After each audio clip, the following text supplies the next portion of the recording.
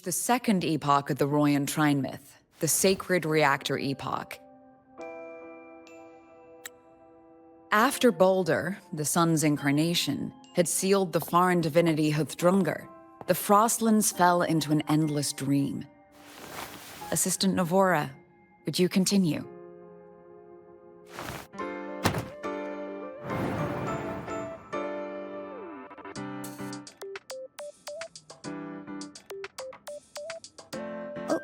Okay.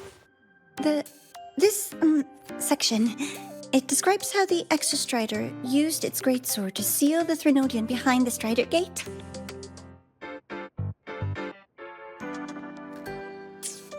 The records say both the Exostrider and the Threnodian traveled through the Strider Gate to reach Lahai-Roi.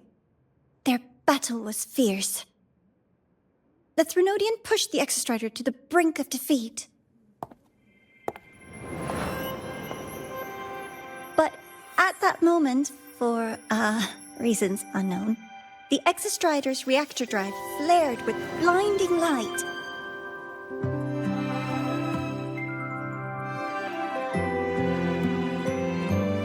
And it found the strength to raise its sword and seal the Threnodian away. Lahai-Roi was saved. What a relief.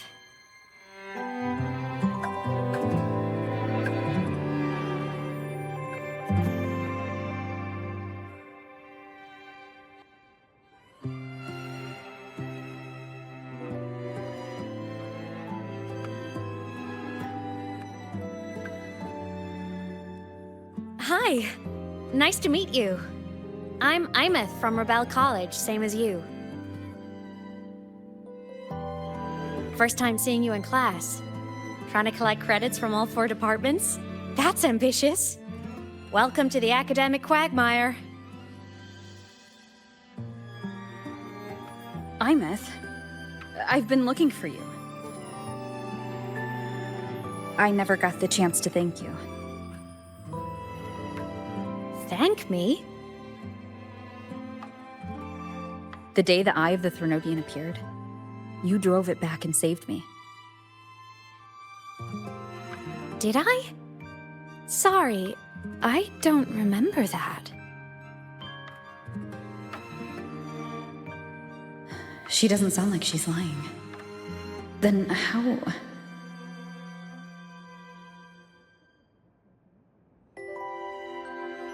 A synchronist. A freshman.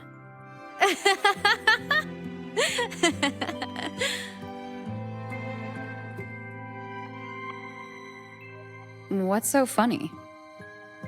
Oh, don't mind me. I'm just not used to seeing you like this. I mean, look at you. Something's missing, though. Oh, I know! A uniform! The Academy still hasn't issued you one?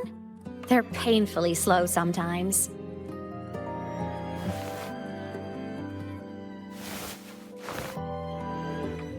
Aemeath?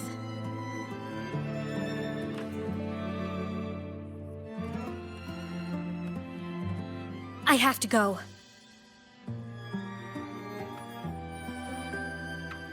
Gotta run, Professor!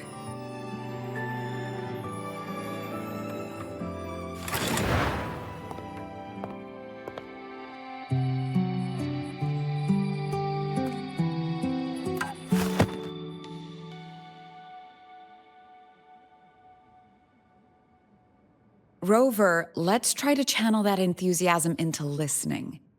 Do come see me in my office after class, okay?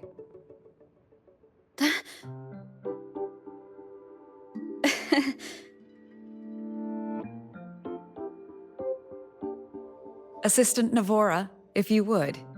Pick up from the Twilight Epoch's Unending Winter, please.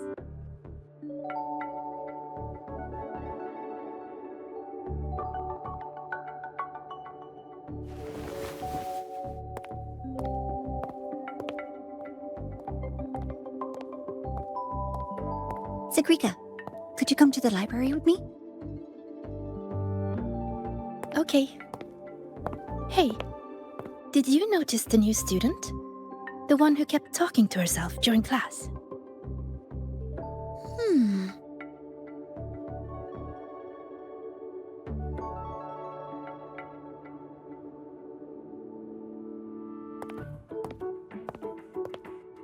Rover, something happened during class, didn't it?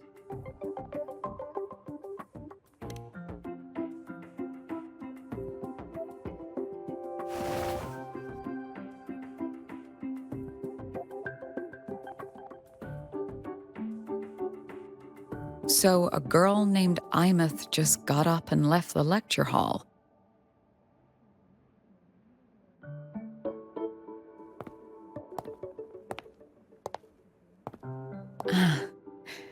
I never expected to hear that name again. Certainly not like this.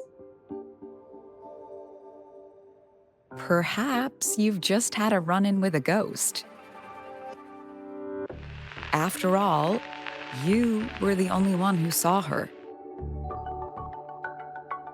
President Lucilla, what do you know about her?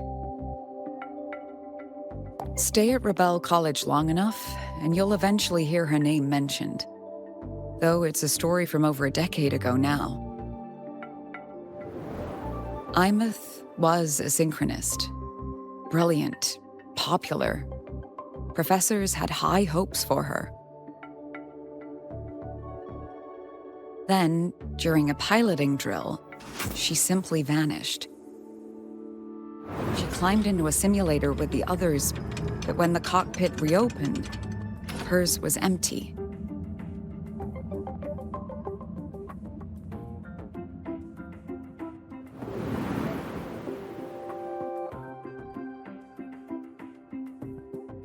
Intrigued? Want to go find her?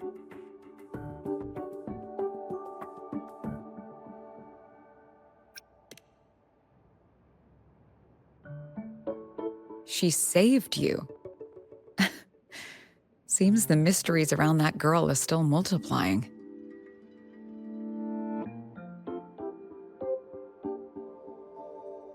To see someone who vanished years ago, presumed dead, lingering around the academy, a figment of your imagination, or is there more to it? I'm very curious to find out. She disappeared from the synchroling training grounds. The very cockpit she vanished from is still there. The Academy turned it inside out at the time and found nothing. But if you're interested, go take a look.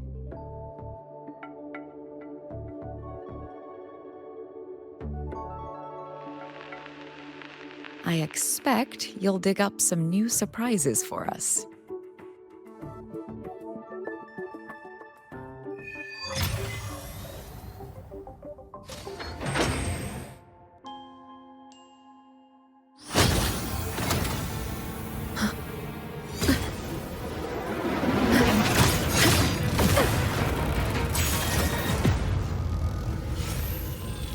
Frequency loss. It's getting worse.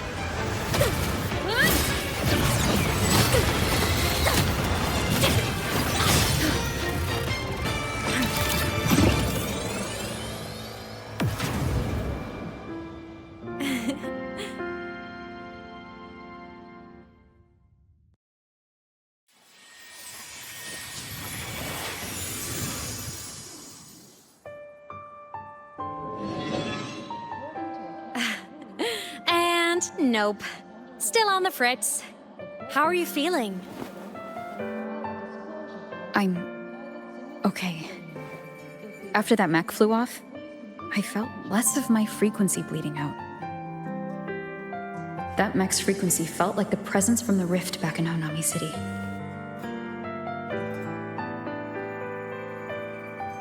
Aemeath, that mech only left after it saw you.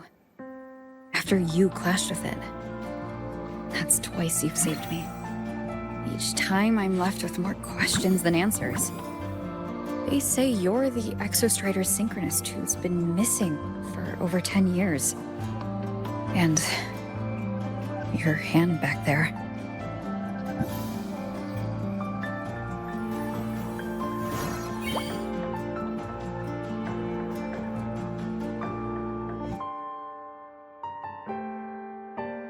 Me?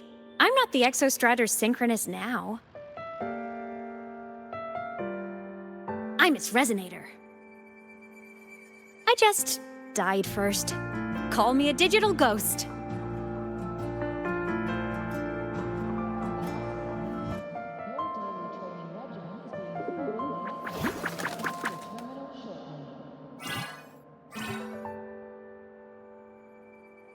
+10 years back, the underground seal broke. The Threnodian on the other side of the Strider Gate was about to swallow Lahai-Roi. I was still a student. My sync with the Exostrider hadn't hit 100% yet. But there was no other choice. The Exostrider was still sleeping, so I had to do something unorthodox. So you overclocked yourself to try to resonate with it? Yup. Impressive, right? I woke the big guy up. If only for a second. The seal held. The crisis averted. Everyone I cared about, they made it out okay. But it was too much for me. My body couldn't take it and got totally torn apart. So yeah, I died. But I'm still here, just floating around. I've been a little invisible. Well, a lot invisible. To everyone until you.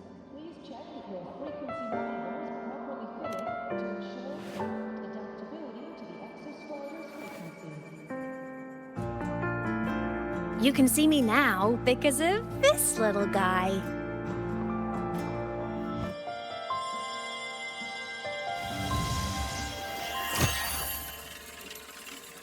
The Exostrider's reactor core. My existence is kinda tethered to it now. Think of it as my heart. Even as a digital ghost, I never stopped trying to pull myself back together, to get back to reality. There's something I gotta do, and I gotta be the Exostrider's true resonator to see it through. But our resonance started with an overclock. The power I got was unstable from the get-go. I've spent years building it back up with this core. The Soliskin have been my little helpers too. Then, not long ago, you ended up with it. That became your backstage pass to seeing me. Not long ago. You mean when the reactor drive fell? Bingo! Since then, the core has become energy stored inside you. This is the first time I managed to make it solid. Took me a bit to figure out the trick.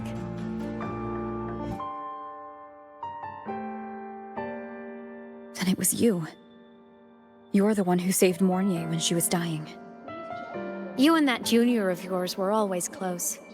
We even crossed paths a few times back when I was still, well, around. Of course I'd help.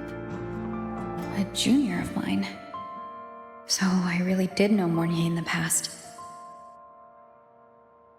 Oh, and by the way, when you charged in to save Professor Mornier, you looked pretty cool.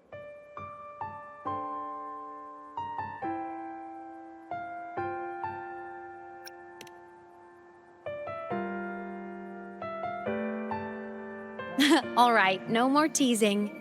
But I mean it. No matter what, you always choose to save. And to me, that's the coolest thing in the world. The most beautiful. Anyway, back to business. The reactor core is tied to Sigillum. That's the mech that attacked you. It's like those void worms you fought. Made mostly of Exostrider parts, but corrupted. Contaminated by Threnodian void matter. Sigillum stole a chunk of my power. That threw a wrench in my whole reassembling myself project. Now it's after the core too. Since Sigillum holds this piece of the Exostrider's power, it can't be killed completely as long as the Exostrider and I exist. Now, it can only be me who stops it. And since just touching the thing makes your frequency drain, Taking it down should plug your leak, too. Plus, I get my power back. Win-win. But see what it's doing to me? Even with you holding the core, I keep flickering in and out.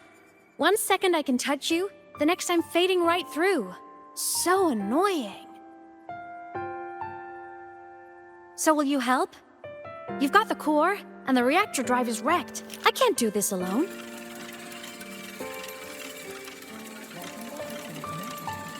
Also, I've noticed, when the core is in your hand, it runs faster. I can tell you're leaving a few things out, Aemeath. Still, you helped me and a lot of people in Lahai-Roi. That's enough for me to trust you. What do you need me to do? Existence is the imprint life leaves behind. Being remembered, talked about, and seen. All the places I went when I was alive bear those imprints. The core's running lets me find and record those frequencies. These little cuties have been my scouts. And they'll be our guides now, too.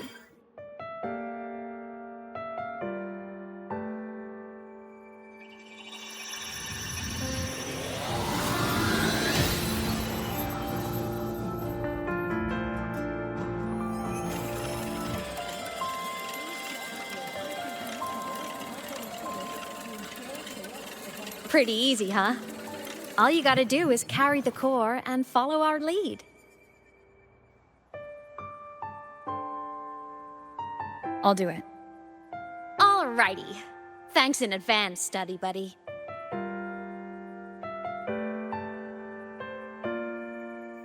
Oh, is that Rebel? The Soliskin went down the lift.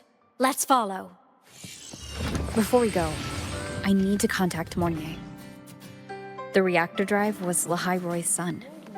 If I'm using the core, the Academy will want to know. Go for it. No problem. Such a slave to the man. Be bold. Think outside. Roving among the stars. Aemeath definitely glossed over some things. Like what happened during our previous encounter, what she's done since becoming a digital ghost, and the real reason why Sigillum stole her power. After years drifting like this, to still hold on to that spirit, her will must be strong. Prying answers from her won't be easy. I'll bide my time. The right moment will come. Has something happened, Mentor? I see. So the reactor drive's core survived the crash. It must be the key to reactivating the Exostrider. Of course, then the official stance is that it be returned. Star Torch Academy and the Roya would both agree on that. But as you said, curiosity from the Institute is inevitable. Mornier?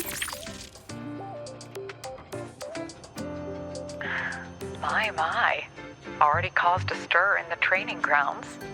Color me impressed. I'll have people clean up the aftermath. You can carry on as you see fit. You were monitoring my comms with Mornier? You're a person of special interest. Of course we keep an eye on your movements. We? Yes, we. The Space Trek Collective. Think of us as the annoying adults on campus. I'll handle the debate between the Institute and the Academy about the core. This is a matter of priority. They'll listen to me. But when you're done with your business, I'll need you to return the core to the Exostrider. You didn't mention it to Mornier, but I suspect your possession of it traces back to Aemeath, doesn't it? President Lucilla, I don't appreciate being interrogated over a tapped line. My apologies. As the one responsible for this academy, matters related to the Exostrider tend to cloud my judgment. After the incident with Warren, we upgraded safety protocols on public lines. No more overstepping. Here is a peace offering. I've granted you full clearance. Passes for the Starboard Riseway, archive access, and use of Academy weaponry and equipment. I'll also personally apologize to Professor Mornier for interrupting your comms and ensure her next research grant is substantially approved. How's that, Rover? More to your liking? Why is the Space Trek Collective pushing this so hard? You should know. You have a past in Lahai-Roi, and you have some kind of connection with the Exostrider. The Twilight Epoch, the unending winter described in Royan legend, the threat of the Threnodian Aleph 1 is growing. We need the Exostrider awakened. Returning that reactor core is the only way. We've always trusted you to stand with us in this matter, to stand on the side of humanity. You know where to find me if you need anything, Rover. And my door is always open if you just want to talk. The Stylus Chrome is leading us to the auditorium first.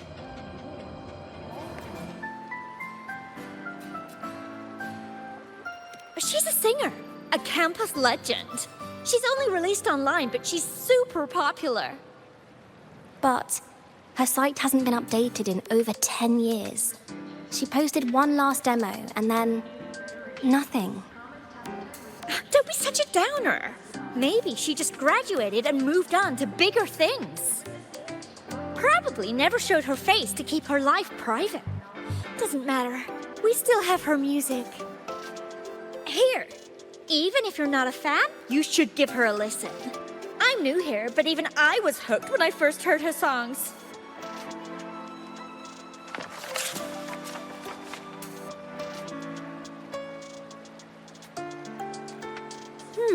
Nice print.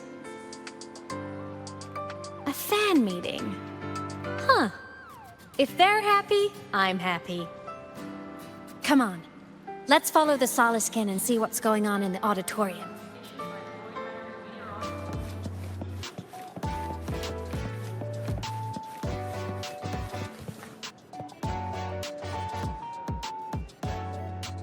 After scrapping so many drafts, I finally got this poster ready for everyone in the fan meeting to see. I hope it helps more people come to love Fleet Snowfluff. Just like I did.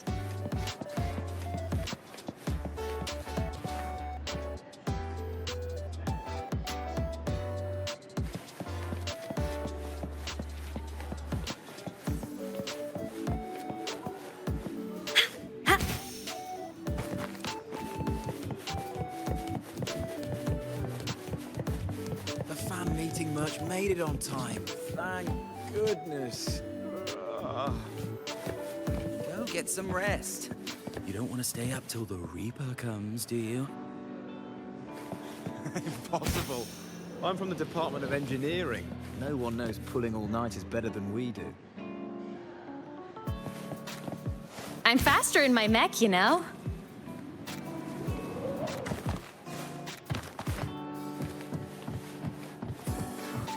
Thinking about how all of us are about to listen to Fallen Petals live makes me kind of nervous. I've met so many friends without even trying, just because we all love Fleet Snowfluff. I feel so lucky. Me too. Her music brought you to me, and now our lives get to cross paths.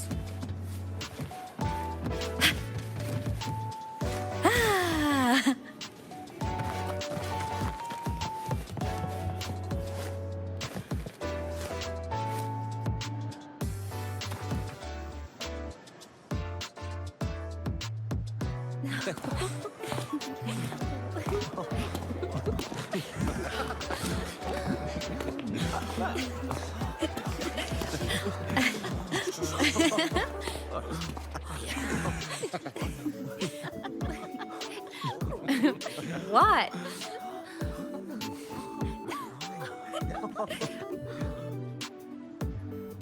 Oh, just a habit of mine. waving, chatting, going to class. It makes me feel like I'm still alive.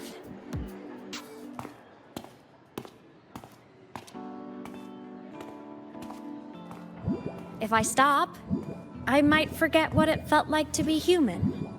Call it a self-reminder.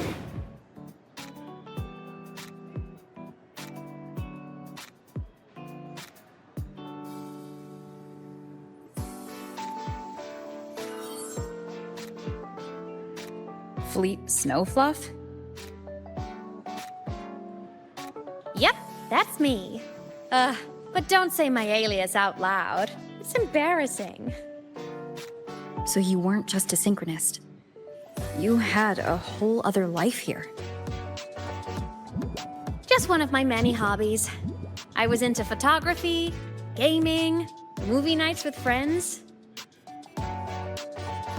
Figured you only get to be a student for a few years. And I wasn't the ambitious researcher type.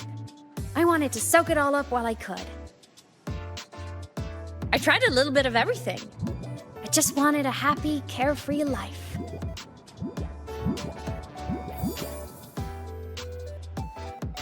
Who knew I'd end up as a ghost, stuck as a student for 10 more years? How awful is that? Wait, does this mean I'm never gonna graduate?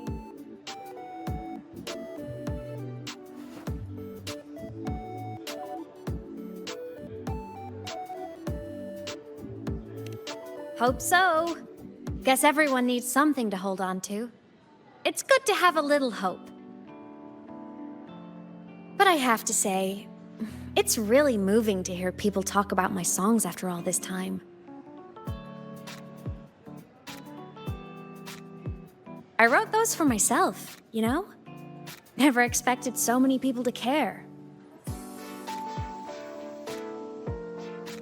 But if they made someone feel something, joy, pain, anything, that makes me really happy.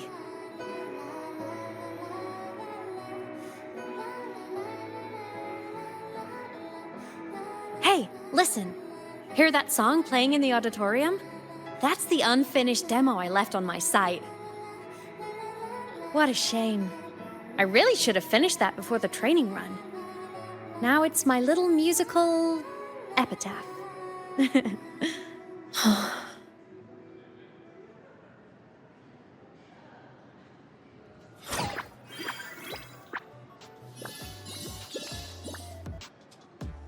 Let's go. The Stylus is calling us.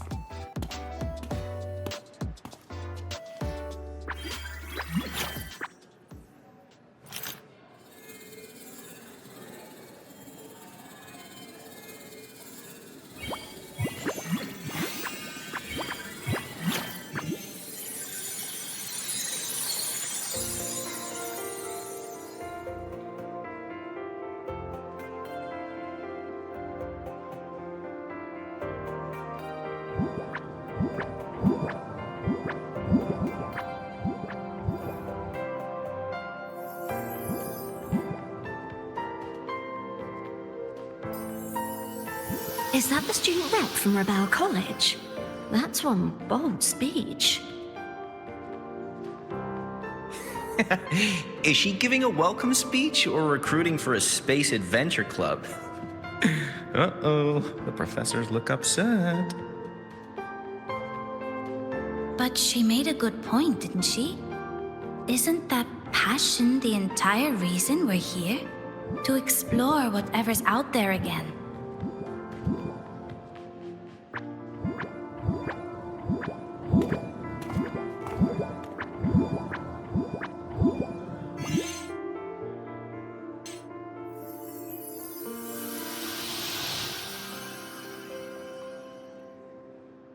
Aemeath, right? I remember her sync test scores were off the charts. We might be looking at this year's prime Exostrider candidate. Don't be so sure. Heard about her extracurriculars. Put nicely, she's quite the dabbler. Put bluntly, she doesn't take anything seriously.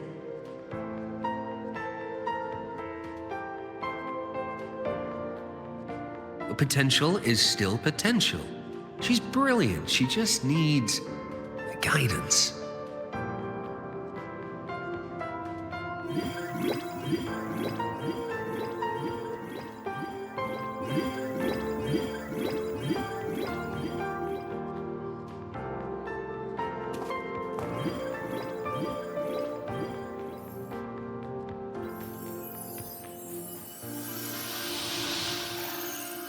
May we one day walk among the stars, to touch with our own hands a universe so cold, so real, and so breathtakingly beautiful. That's all from me. If I keep going, my credits this year might be in danger.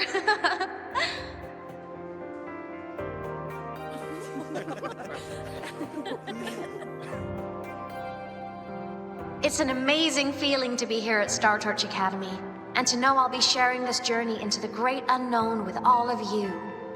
As a student, I can't wait to start this new chapter of my life. There's just one thing missing today. I wish my family could be here in the crowd to hear this. So, to her, I want to say, I'm doing great. And I'm happy. Everything is just as you hoped it would be. So please, don't worry about me.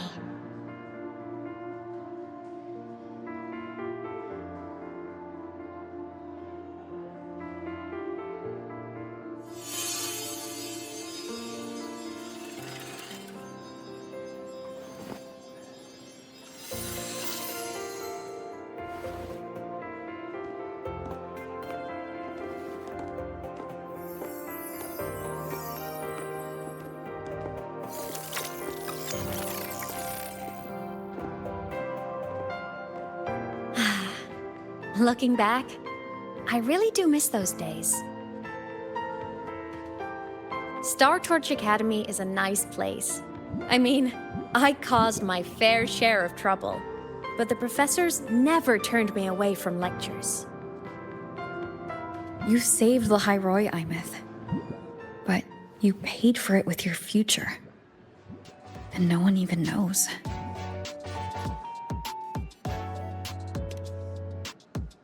Maybe a little. But it's fine. Loneliness doesn't kill. Besides, I still have plenty to keep myself busy with. I wish I could have been there. At graduation. To hug my friends and wish them all the happiness in the world.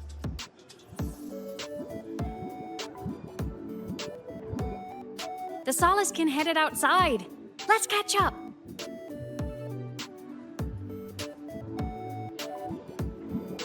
If it's leaving the campus, it's probably going to the Frostlands. Right, we'll need to take the Starward Riseway. That place above the sword? Yes, a frozen, silent plain, white with endless snow. The place where the Exostrider finally sank into slumber. As a kid, I once hid in the Starward Riseway and made it to the Frostlands all by myself. Bold even as a child. Hee hee.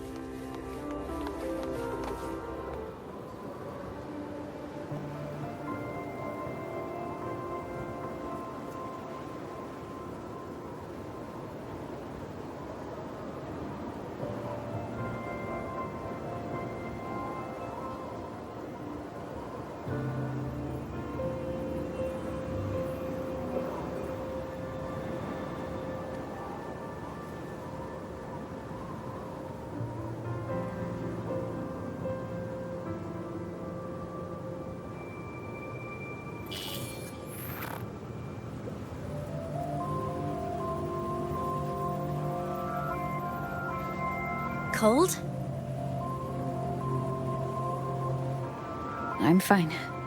What about you? Between you and me, ghosts can't feel the cold.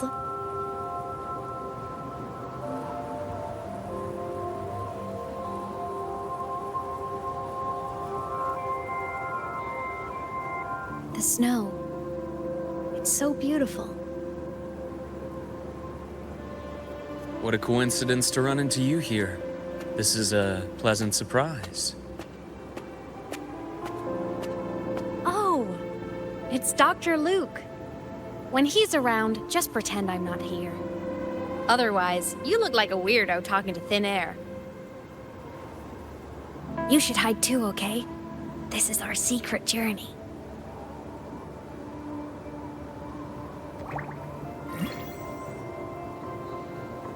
You know him? He's the school doctor. All the students know him. I didn't super well, but I do know that he's been in Lahai-Roi for a long time, and you can trust him. You came to the Frostlands for the Exostrider?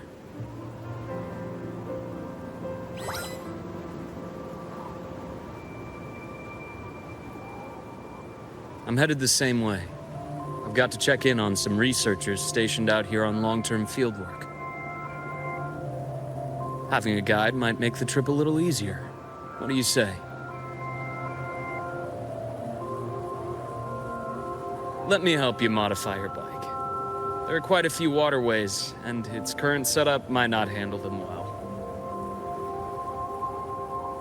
You know how to modify bikes? You pick up a few things when you come here as often as I do. Oh, I used to love riding. My friends even called me the Speed Queen. Though that was usually while they were white-knuckling the seat and screaming.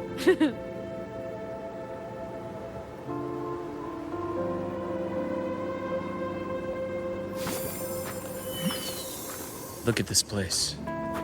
Hard to believe it, but years ago, all of this was a lush green forest. Back then, the Roya were nomads, the true natives of Lahai-Roi, who walked in step with nature itself. Was it the lament that changed it into Frostlands? Yes, it triggered a magnetic pole shift. From then on, Lahai-Roi became the new pole. But a lament wasn't the only cataclysm stirring back then.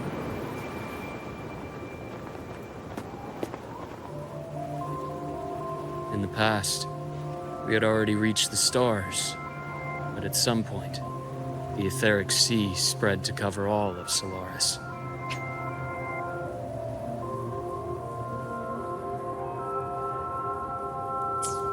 From that moment on, the universe locked its doors. We couldn't verify whether the sky above us was real or just a reflection. countless spacecraft were lost. Our space exploration programs were abandoned, and space became out of reach. But times have changed. Since its founding, the goal of Star Torch Academy has been to use the Exostrider to explore space, whether through the Etheric Sea or the Strider Gate. I understand the Etheric Sea part, but the Strider Gate? You know Lahai-Roi's history? Both the Exostrider and the Threnodian first came to Solaris through the Strider Gate. The Academy has its theories, but here are two you might find interesting.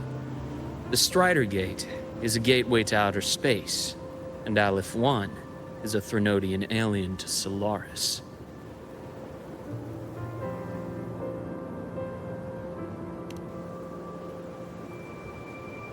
With a gateway like that, of course we want to open it. But to pass through, we must awaken the Exostrider and be prepared to face Aleph 1 head-on. I've long believed that Aleph 1 poses a far greater threat beyond void storms and void worms. With other Threnodians, we can at least glean clues of their nature from their places of origin and the civilizations they emerge from. But Aleph 1... our knowledge remains blank. So many dream of being the Voyager who returns from the stars, the first to walk the cosmos once more. But in all these years, no one has succeeded.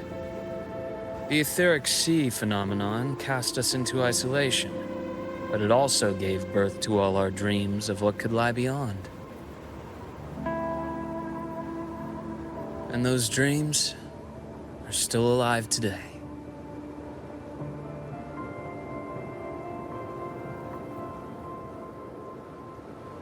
Dr. Herson? Just call me Luke. It has a nicer ring to it, no? Then, Luke, you asked about my feelings on the Academy. What about yours? How long have you been here? About 20 years. I was a traveler before that, seeing what Solaris had to offer. But then a friend asked me to come to Lahai-Roi, to keep an eye on things here for her. The students make it easy. Watching them find their way is its own reward. They enjoy talking, and I enjoy listening. The work suits me well.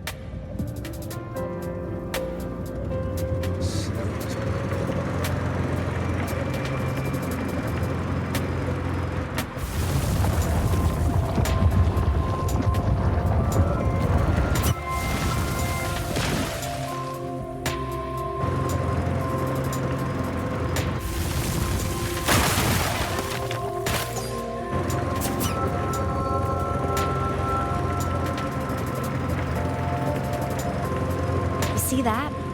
Ancient life forms, frozen right into the ice walls. Millennia frozen in a single moment. Preserved so perfectly you can almost see what they used to be. To be stuck like this forever. Kind of miserable, don't you think? Must be around here. Someone's ahead.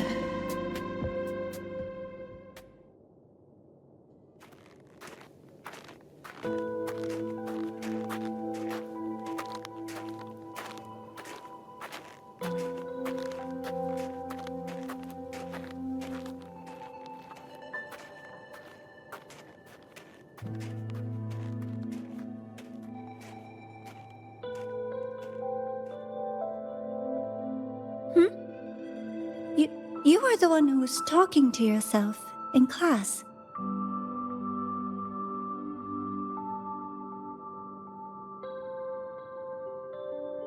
Whoopsies! Oh, and Dr. Herson. You are traveling together? Did the Academy greenlight a new field trip? Just my routine checks on the field researchers.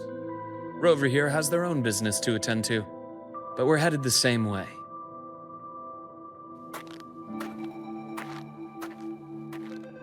What about you, Miss Navora? Chasing more fallen debris?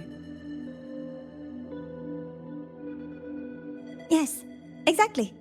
I heard the Frostlands have been experiencing changes since Helios was launched.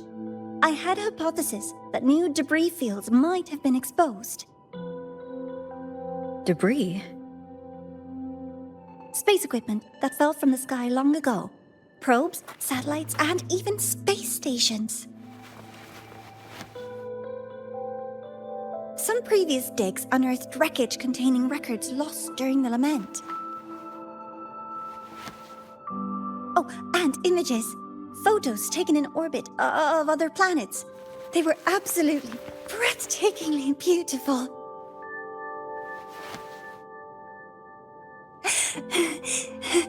Oh, sorry. I got carried away.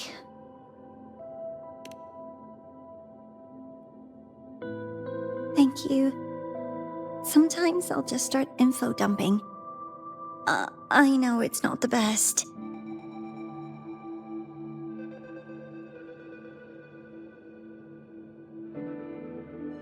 The universe. What secrets is it hiding behind all those infinite stars? I really want to know.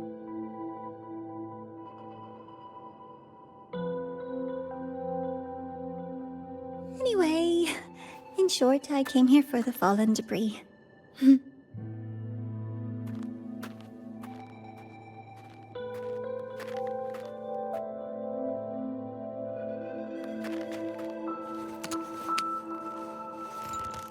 data on the instrument shows there's a high chance that close by... Huh?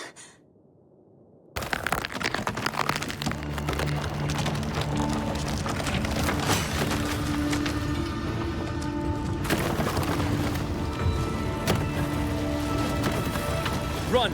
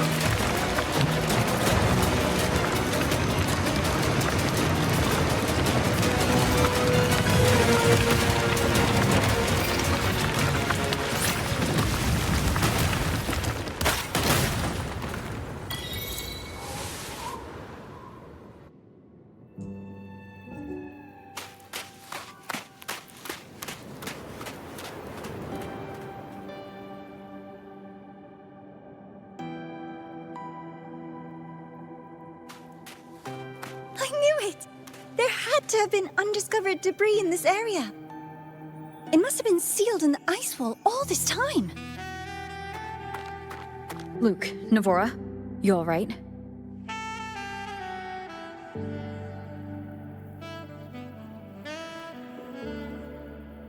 Oh, I'm good. Perks of being a ghost, you know? I'm so sorry. It's my fault for putting everyone in danger. The collapse was an accident. We're all okay, so don't blame yourself. But the way we came in is completely blocked.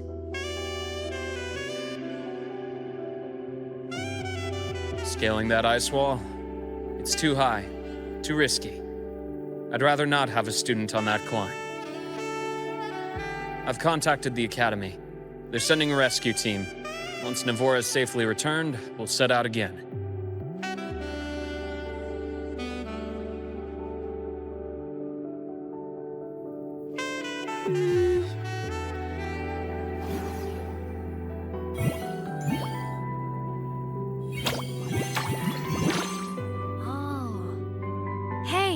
Little guy here says our next stop is deep in the ice. There's a path at the bottom of the station. Want to check it out?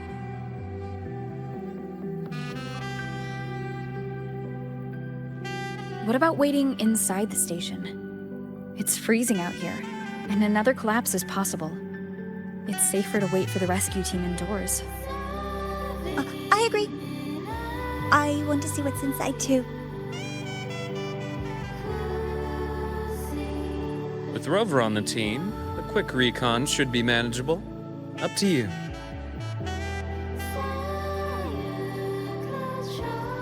Hey, question. Before you came to Lahai-Roi, did you do this kind of thing a lot? What do you mean? Like traveling with a crew, seeing the sights, stumbling into trouble, then going your separate ways. Like a classic road trip movie, you know?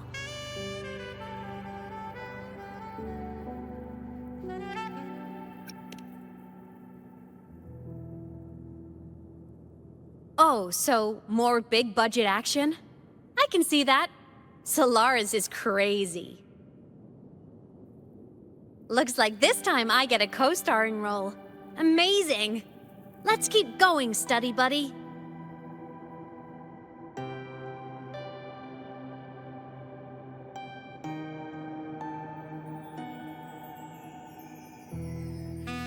There's a collapsed entry point over there, but it's blocked. Some kind of barrier caused by unstable frequencies. The Exostrider sleeps in these Frostlands. Void storm activity can make local frequencies unstable with fluctuating void matter levels.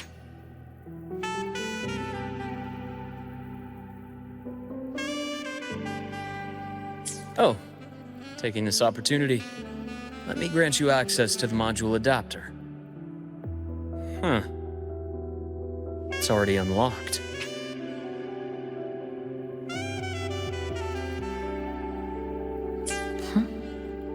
That must have been Lucilla. Let's move to an area with a stronger signal so it can be deployed.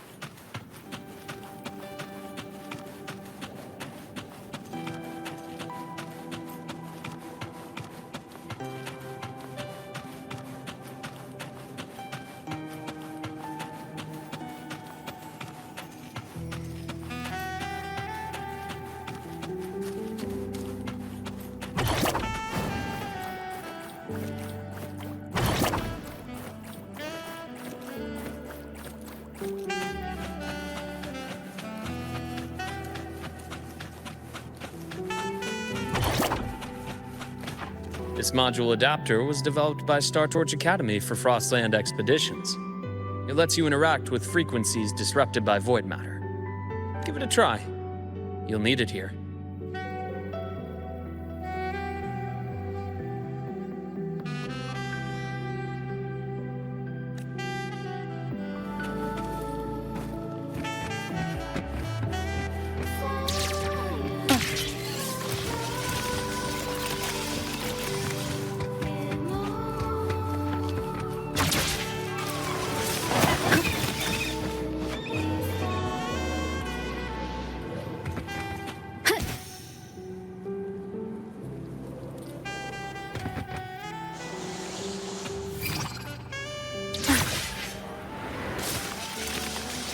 Compared to other debris fields, this station is in much better shape.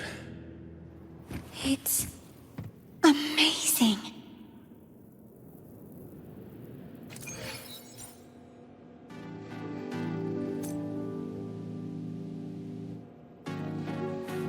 Back in Mount Firmament, I saw characters like this. They belonged to the court of Savante. But I still can't make out what it's saying.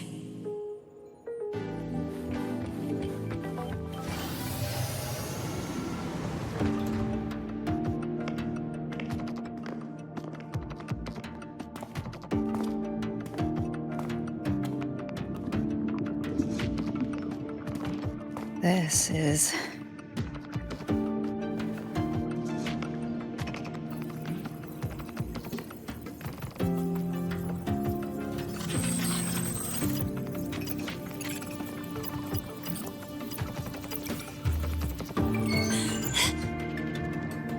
Welcome aboard the SkyArk.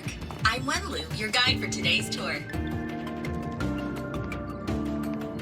Teachers, please stay with your assigned groups and ensure this one-day tour goes smoothly.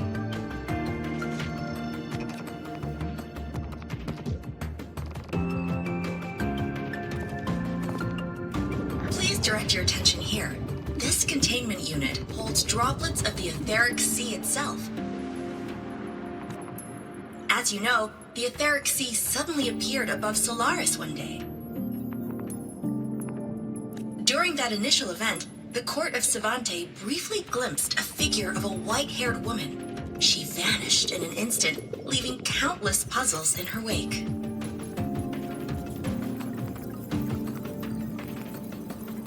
What is the etheric sea? What does it do? And why does it appear? The court of Savante conducts research here at SkyArk to seek answers to these questions.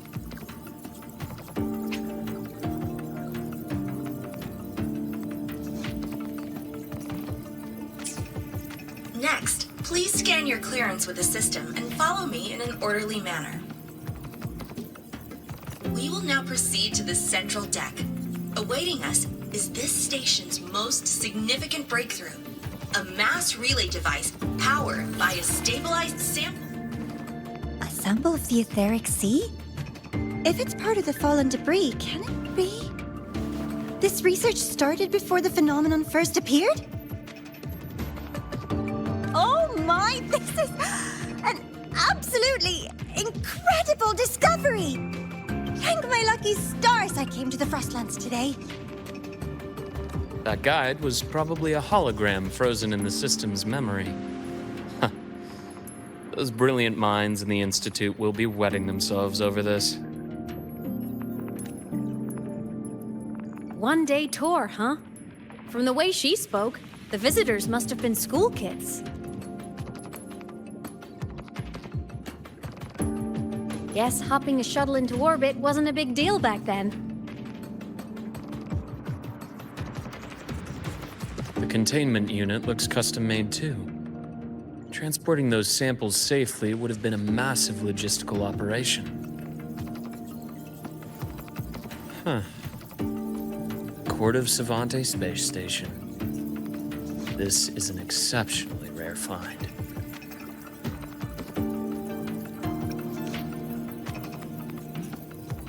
The Academy has recovered other debris from this era. The systems have enough common architecture for me to manage a basic reboot. As for the Court of Savante's characters, let's just say I developed an interest in it, under unique circumstances. The characters on that pen, they're Court of Savante letters. I obtained it by chance. In fact, it happens to involve you. But this isn't the place for that story.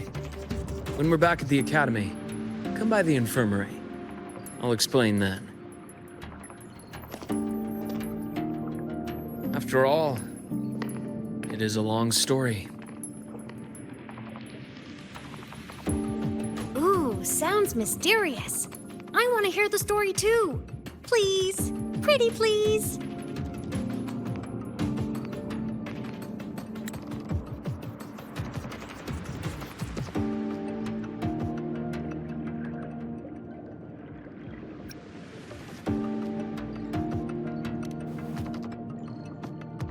Fair point. Don't forget I can even sneak into your terminal. Everyone, this way please. The visitor registration system is here.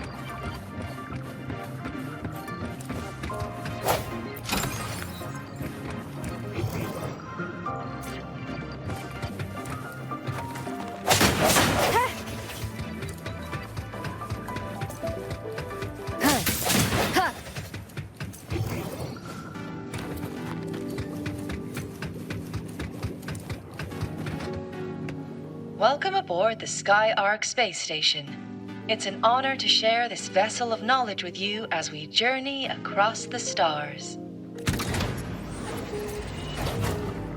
Cherish every gain.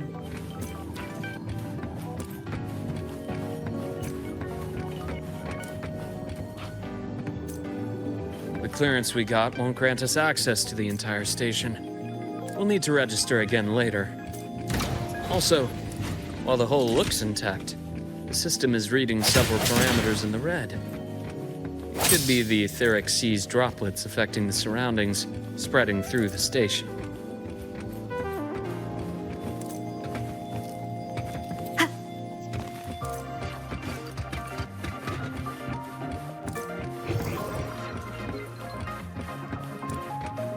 Leave it to me.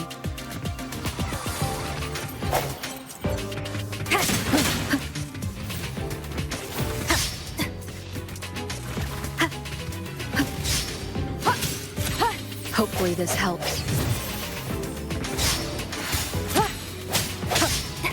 I sense your weakness.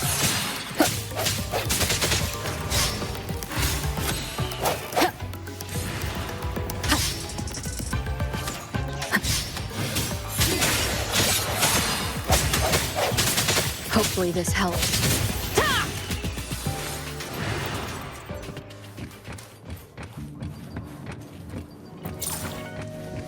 That flowing sphere is the mass relay device, with the etheric sea as its core. Let's check the console.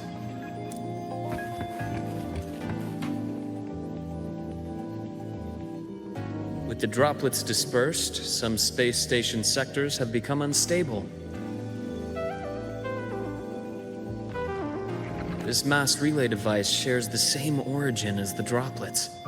It can stabilize them and also punch a corridor to other sectors. Incredible that it has such capabilities.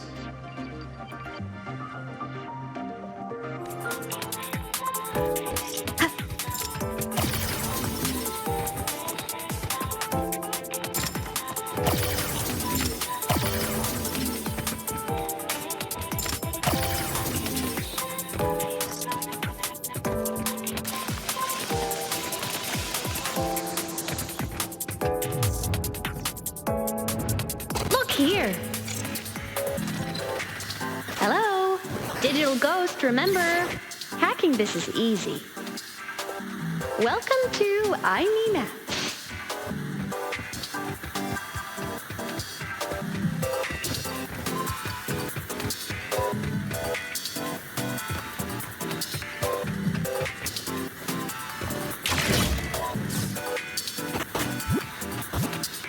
Remnants of the past.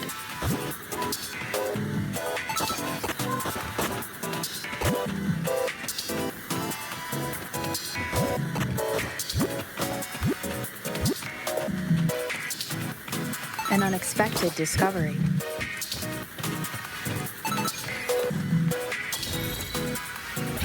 What a leap! Oh, come on.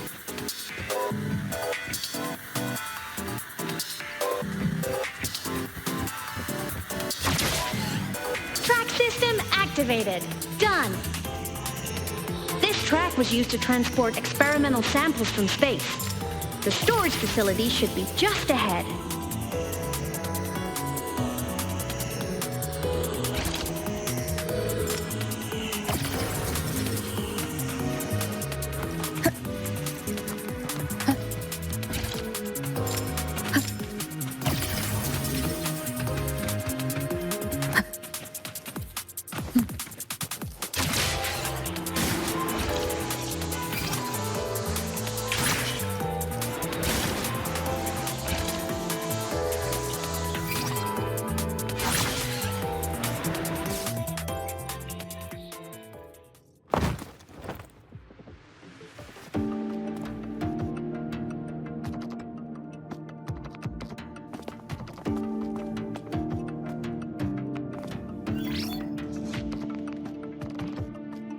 These containment units hold star fragments and etheric sea droplets, all collected in EVA missions by our very own Uncle Clement, who just gave you a tour.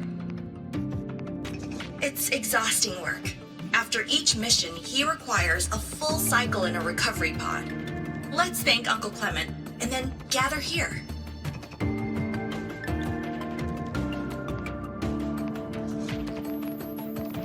Now, please welcome Project Director Junshi to give us an overview of the Etheric Sea Initiative.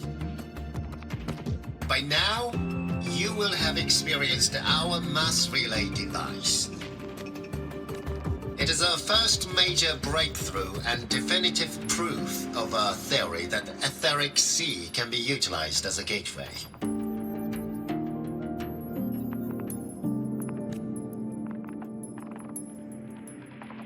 The droplets exhibit unique quantum properties. Used as a medium, they could help us reach places no one on Solaris has ever set foot. We haven't found the way yet, but I believe these obstacles will be solved soon.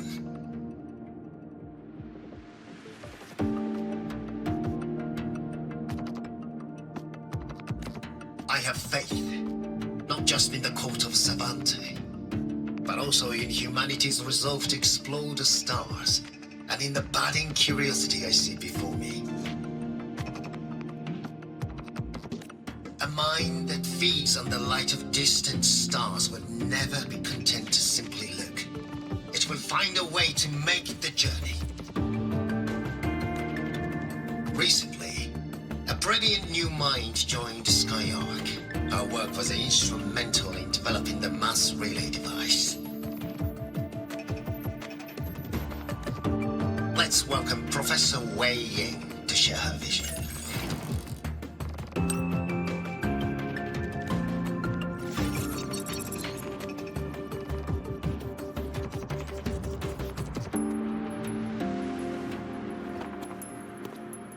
A pity. His hopes never came true. Humanity's quest to reach the stars has only gone backward. To feed on the light of the stars.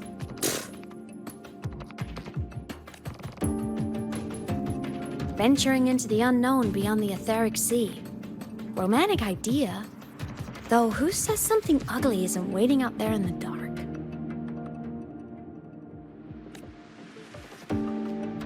Over here. I found something interesting in the system logs. The station fell long ago. But according to this, the SkyArk system was briefly reactivated after years of silence. Could someone still be alive? Not likely. We'd have found signs of life long before now. The activation sequence was used only to seal hatches and lock equipment. After that, nothing. Can you see who activated it? Hold on. Yes. Clearance belonged to Clement. The one who gathered the droplets. That's all I can pull for now. But the Academy will run a full investigation later. I'll keep you in the loop. Good. Keep me posted.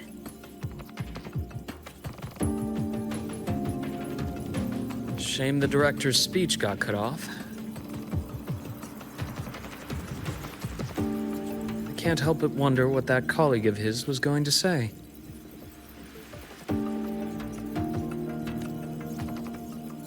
Frequency here is unstable too. Try using the module adapter to disrupt it.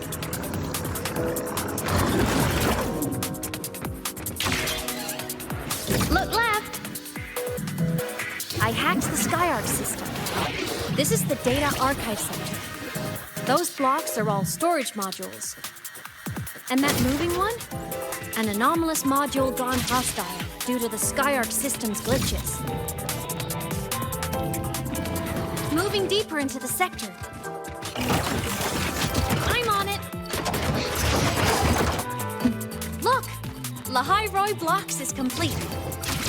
In the Space Fantasy, Katia series, every copy included this minigame. I love it so much, and I'm really good at it. Breach complete. Hey, do you know how to play rock, paper, scissors? Good. Now, go rock! Yeah, we won! Amazing play! Wish we could play another round of Lahai-Roi blocks again.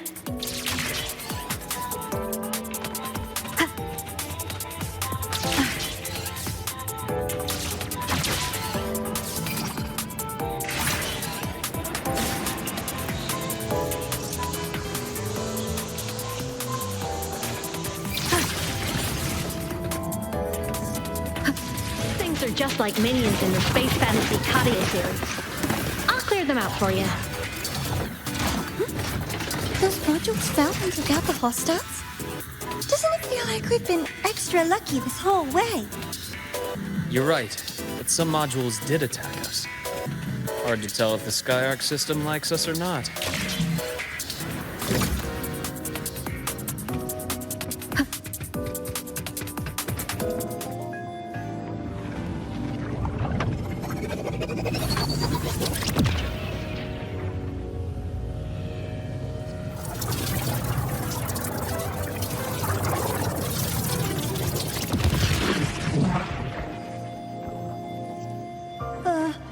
There are traces of void storm contamination everywhere. This concentration of void matter should have flooded the upper decks by now. Could something be containing it down here? Further in. Something's down there.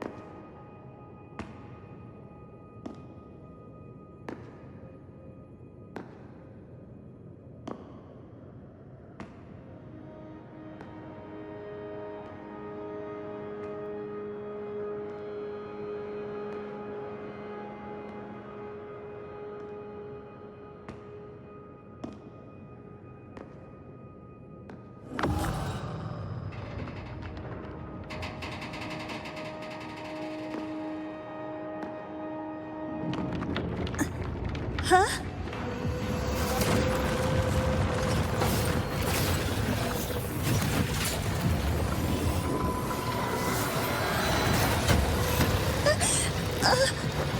That hurts.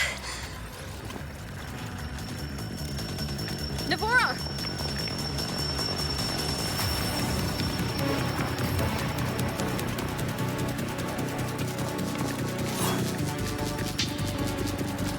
Void matter saturation is critical. The SkyArk system is going into failure.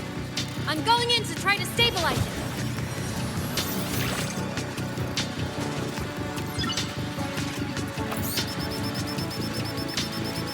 Everything here has already been contaminated, including that.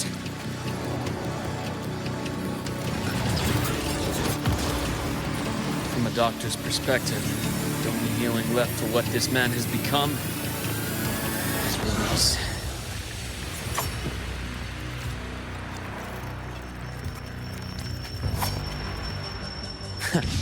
Right on schedule. From the start.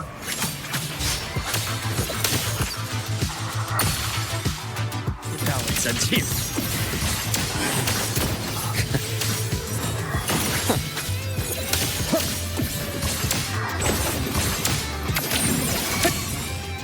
I am the best. Reaction. Wind calls. Waves follow. Waves rise. Judgment strikes. Ash gets deeper. Ash takes form.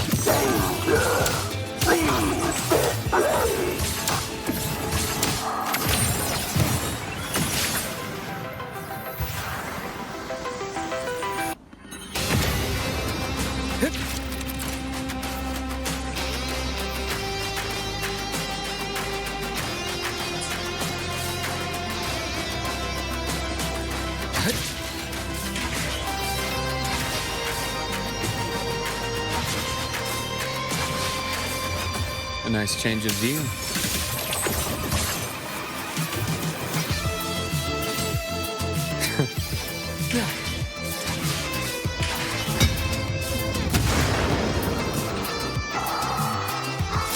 My scalpel etches your epitaph!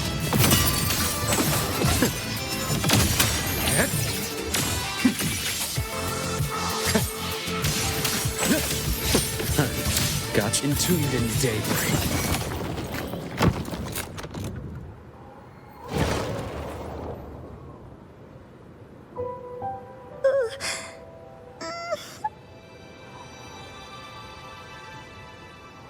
I'll check her injuries. Will you patrol the area to make sure there are no more threats? Got it. You go check on her.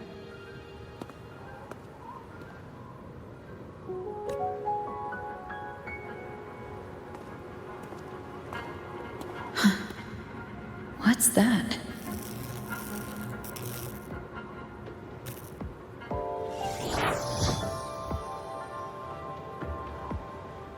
The SkyArk system is stabilizing. Look, a log entry. Clement. That must have been the astronaut's name. Huh. After he woke from his sleep pod many years ago, he initiated a lockdown that sealed in this entire wrecked sector, including himself. The void storm had ripped through the sector. He must have been contaminated the moment his pod opened. That command was a failsafe. He knew he was going to lose his mind, so he wanted to stop himself from reaching the upper decks and hurting anyone. Tragic thing is, the station had already been down for years. There was no one left up there to save.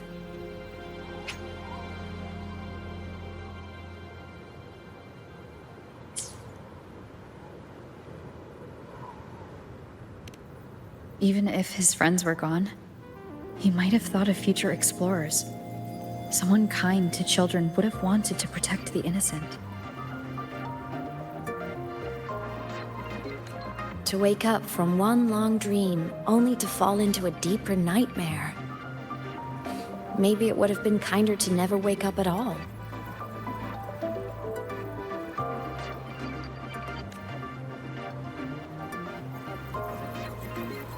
This file? It looks like a recording.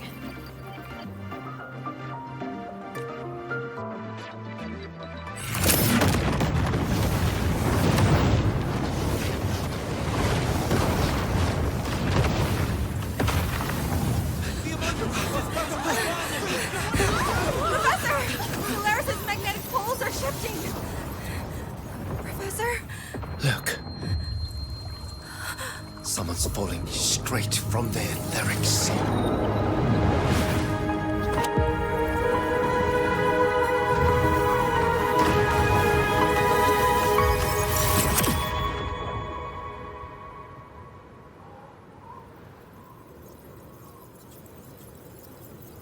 Was that me in that recording?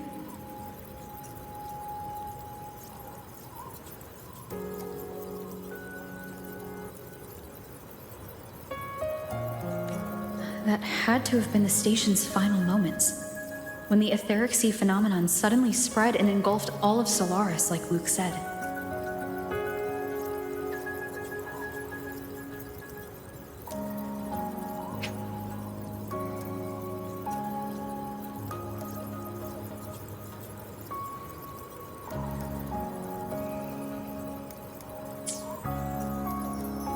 But those droplets in the sky, that was retroact rain. So that might have been an image of an event long ago, not part of the etheric sea phenomenon itself.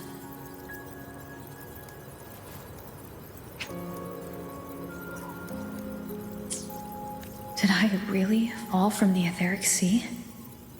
Or what lay beyond it? Junshi did say the droplets could act as some kind of gateway.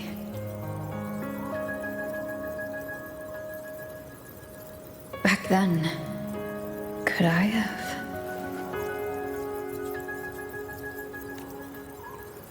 Aemeath?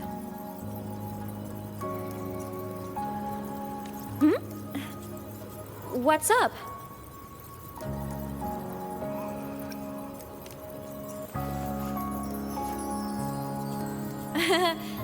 Not at all. I'm fine.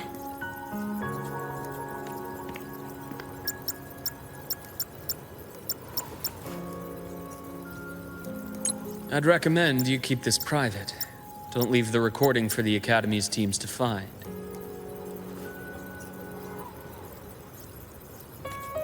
Remember what I said earlier. It's a nest of competing factions.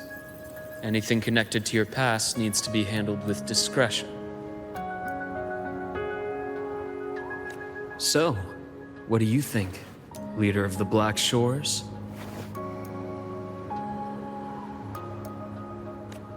Very few people know about that.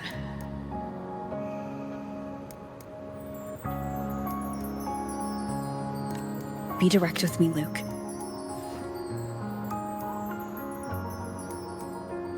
I know you knew me before, but I acted mostly as a bloom-bearer in the past. You and I, what exactly are we to each other? Friends, I'd say. Not the kind who lived in each other's pockets, but as a Huanglong saying puts it, true friendships are still waters that run deep. We met by chance, and by another twist of fate, you entrusted me with a rather long-term assignment. How about this? Strangers in passing who became confidants. How does that definition suit you?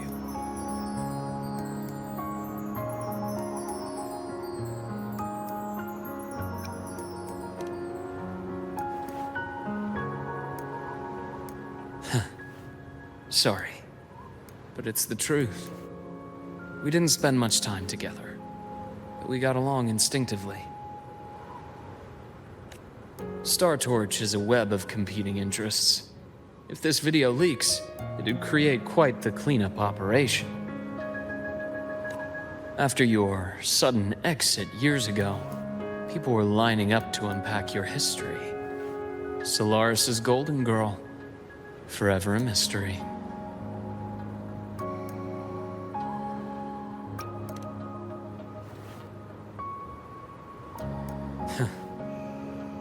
Not the same as when we first met. But let's save the reminiscing for later.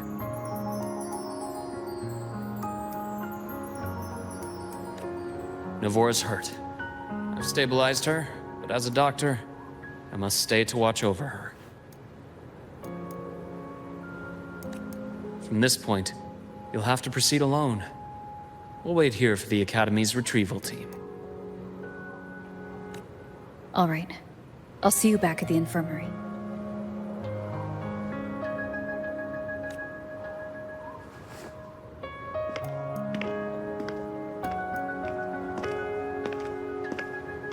Luke, when you said I'm not the same, what did you mean?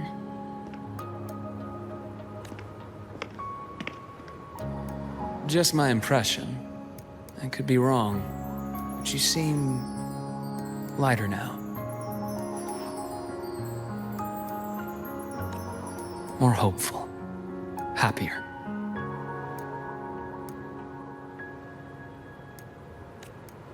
And that's not a bad thing.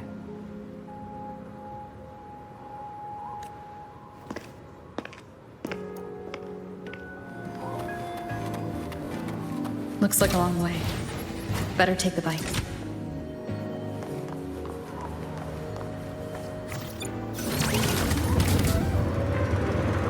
Let's follow the light ahead.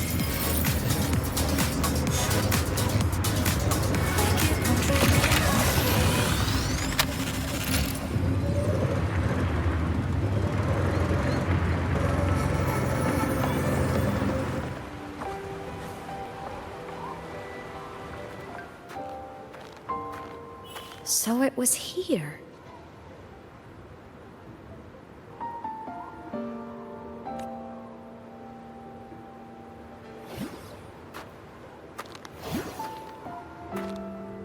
This is the research outpost you mentioned before?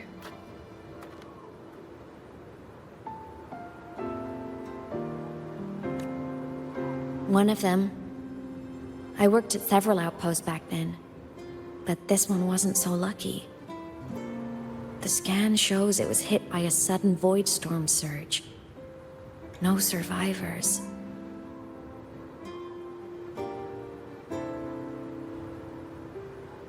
So that's why I never saw them again back at the Academy.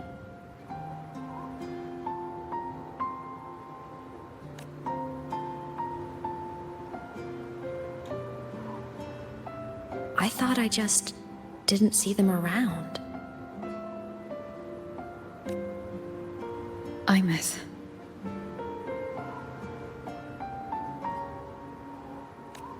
Anything swallowed by the void storms slowly loses its existence until it's forgotten entirely. If a cassette makes it out, at least there's a record. But if that gets erased too, then even the fact that they died is erased.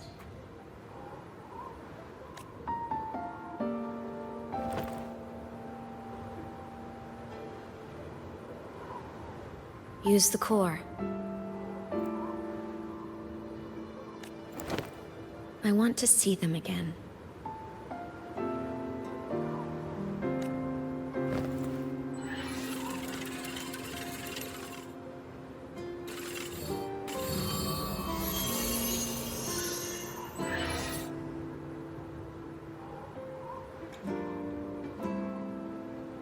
Aemeath, you were amazing. If not for you, that Glomoth would have crushed us to a bloody pulp.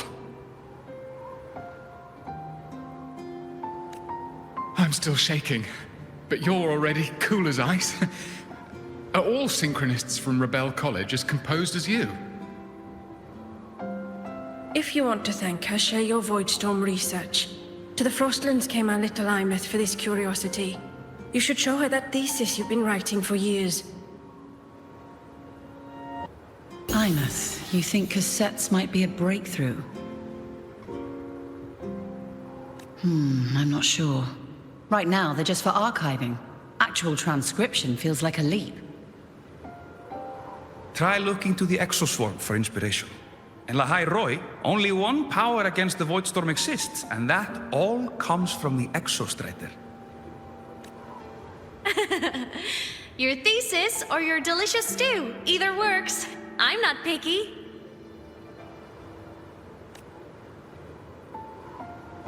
As for the Voidstorm, I'll try all your ideas. The problem is, we don't understand the Voidstorm deeply enough. Especially in the depths with high void matter concentration. No probe survives the journey, so research is stuck. I can't shake the feeling that...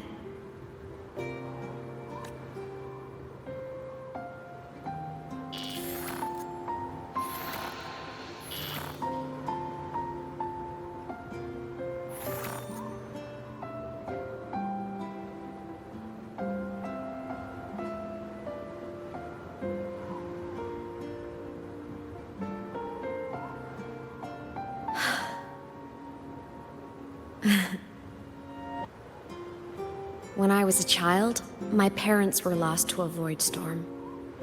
Soon after, I even forgot what they looked like. So you see, death hasn't been all bad.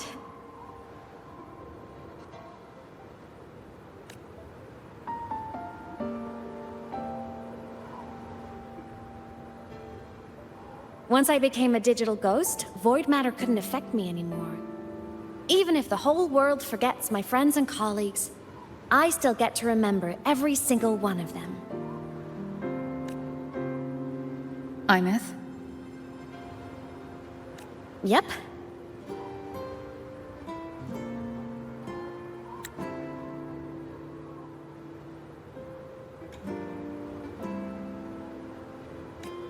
You don't always have to smile through everything. What's that supposed to mean? I'm happy. Really. It's the way I choose to live. You're too serious. Always overthinking. Hence the long face.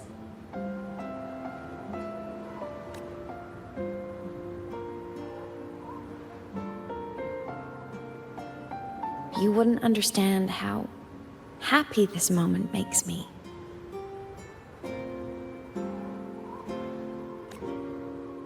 Come on. I'll show you the Frostlands slumbering giant. Lahai-Roi's Exostrider.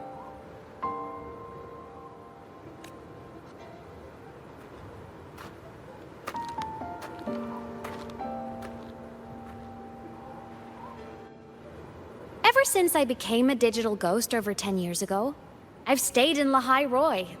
Can't get too far from the Exostrider. You've been to many places, right? Care to share some stories? Let me think.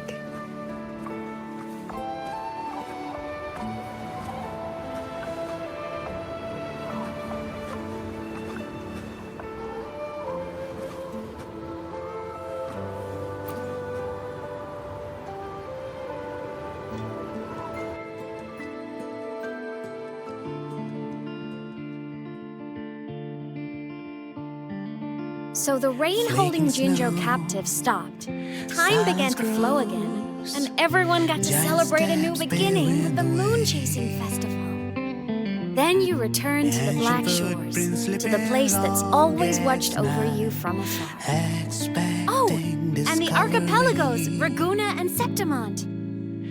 Oh, I just love how different these places feel. Storms are pushing us to go. It's all so wonderful. I love hearing these stories. Dive deep into the space, across the stars running away, to all the places where we've never been. That's our curiosity.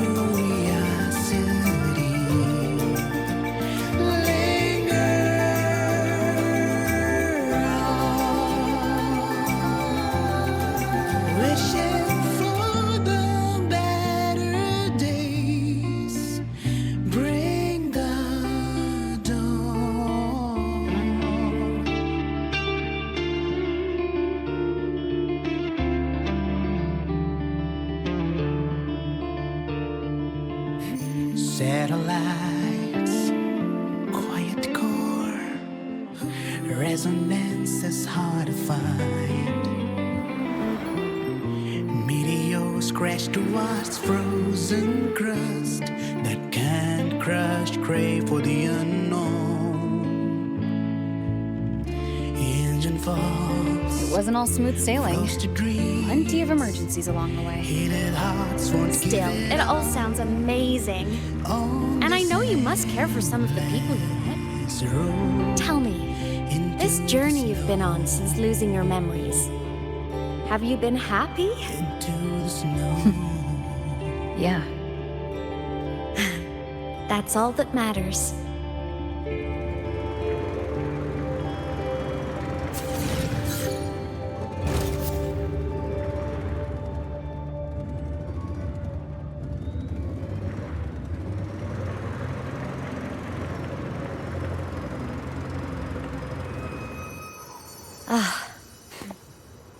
I knew the next stop would be here.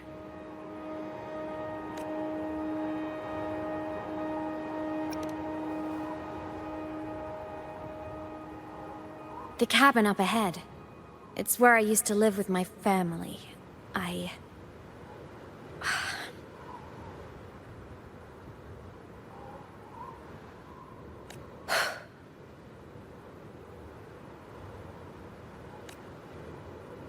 Sorry, I need a minute. I'm not ready yet.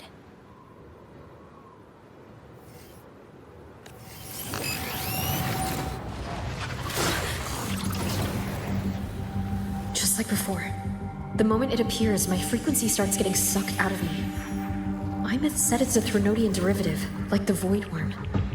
They share similar frequencies, but my gut says it's different. Go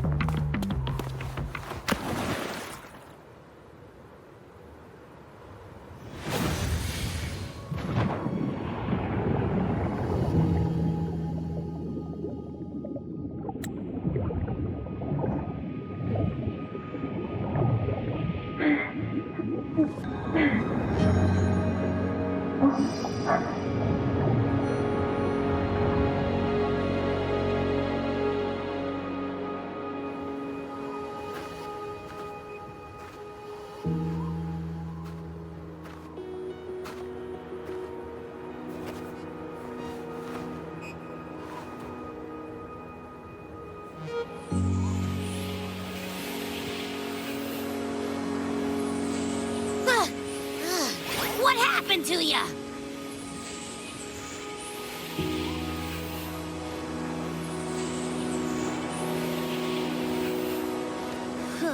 Your frequency's been leaking everywhere. I tried plugging it from the inside, but it didn't work. This is no good. How about this? It stopped. For now, I gotta rest. You did great, Abby. Go get some rest. Don't you ever jump in after me like that again.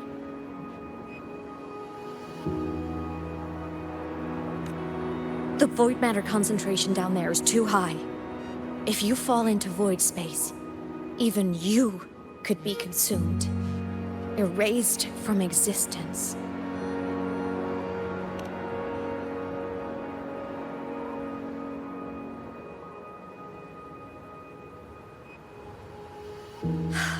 Always making people worry.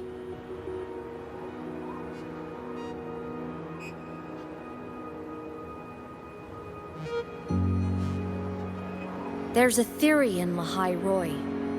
Threnodian Aleph 1, the devourer of existence, is the embodiment of voidance. The dissolution of all things.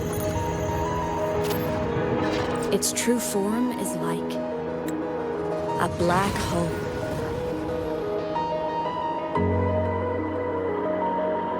And that theory is correct. I've verified it myself.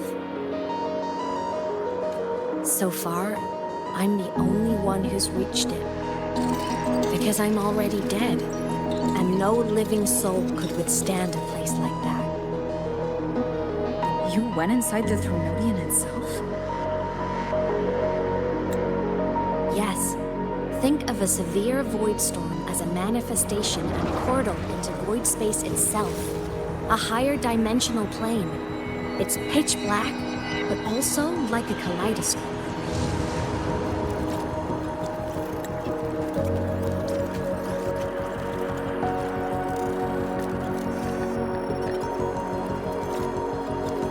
Inside, time and space aren't linear. Everything is warped. Things the Threnodian devoured from different eras can be sitting right next to each other.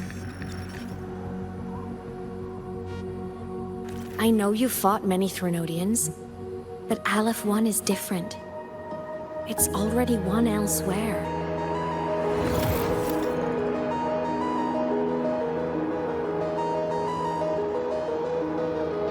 Wandering through the void space, I saw the proof.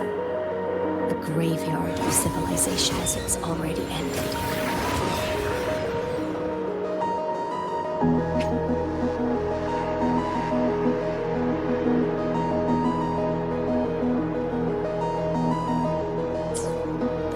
The Threnodian's presence in Lahai-Roi is only a sliver of its true self. It's been trying to break through the seal on the Strider Gate to devour Solaris.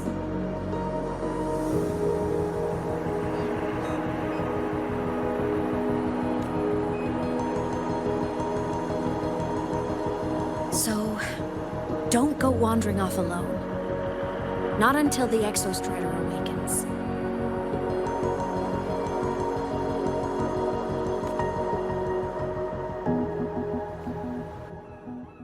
Come, let's rest at the cabin.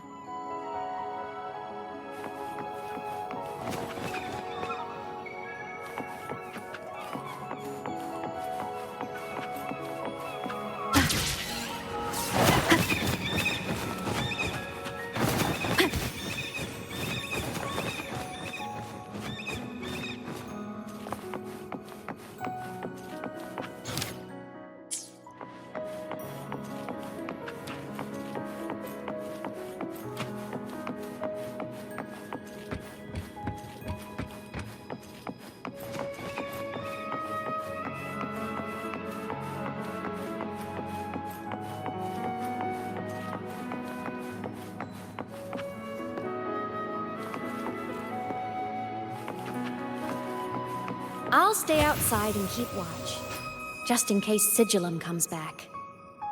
You rest. Don't go anywhere, okay?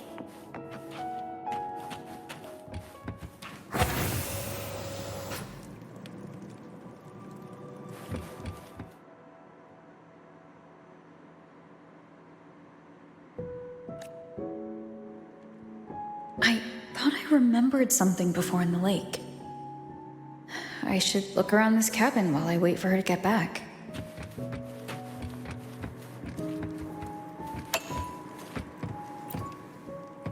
Childhood doodles. All telling stories of heroes saving the day. Well, she had a creative approach to art.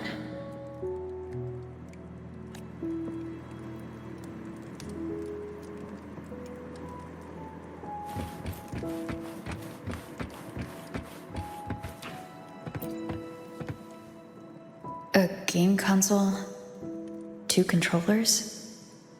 The screen is covered in dust. Hasn't been touched in years.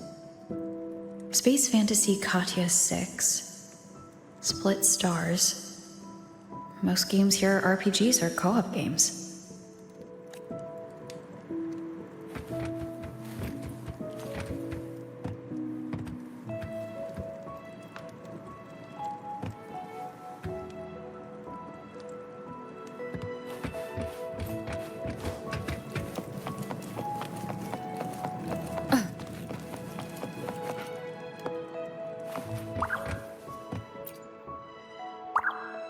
Stuffed toys. A big cat and a small cat. They look like they were well loved. So soft.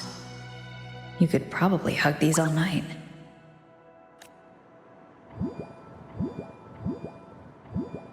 The Sauls can rush towards the couch.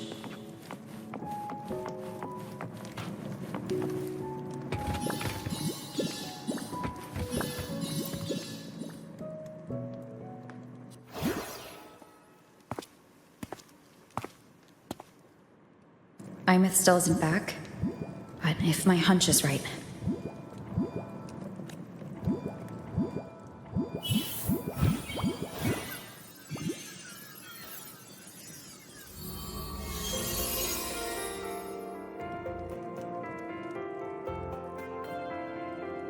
Aemeath, have you been out terrorizing those snow fluff seals again? They scatter the moment they see you.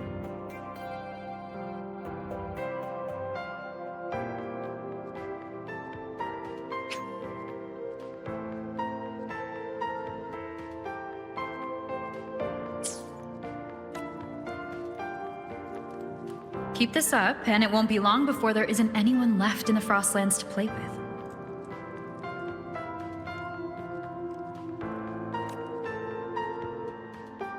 Have you finished your lessons? You start school soon. Maybe spend less time gaming, hmm?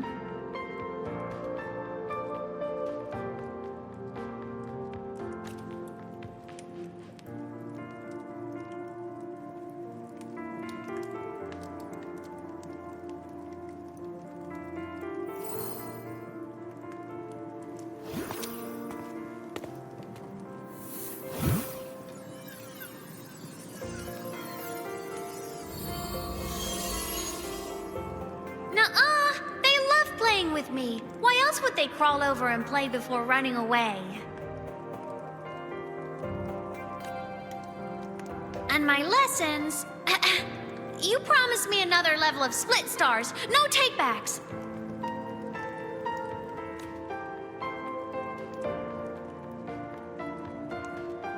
But I want to learn how you folded that thing first. Can you show me? Pretty please?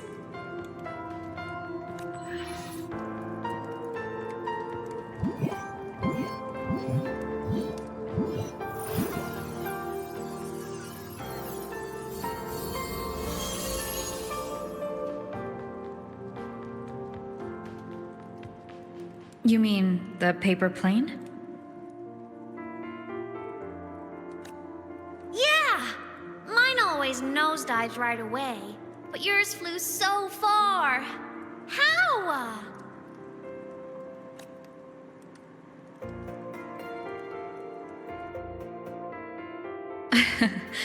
Well, of course, there's a trick to it. I'll teach you. But first, you finish your lessons. Then, we'll fold planes together. All right?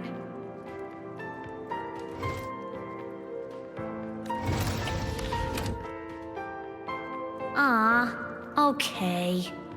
You promise?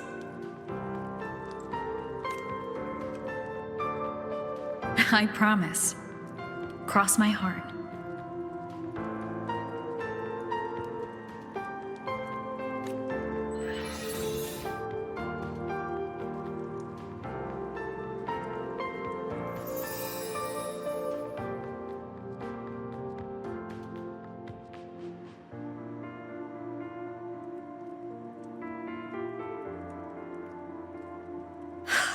I've been wondering how to tell you this. And now...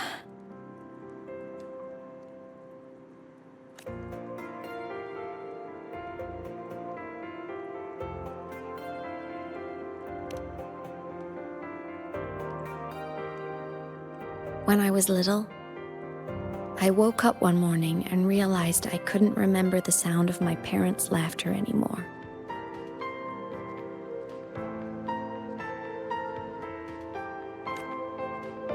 Their voices, their faces, their warmth. Everything about them dissolved in the void storm.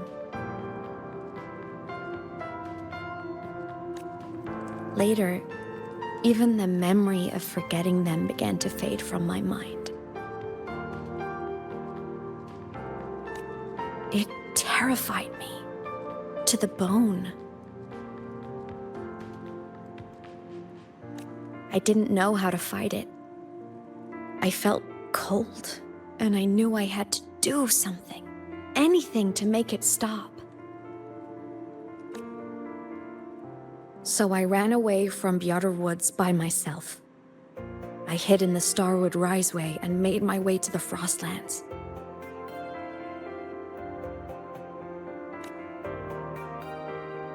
My parents, one was a foreign researcher, the other a Roya. They were stationed here during the Void Storm.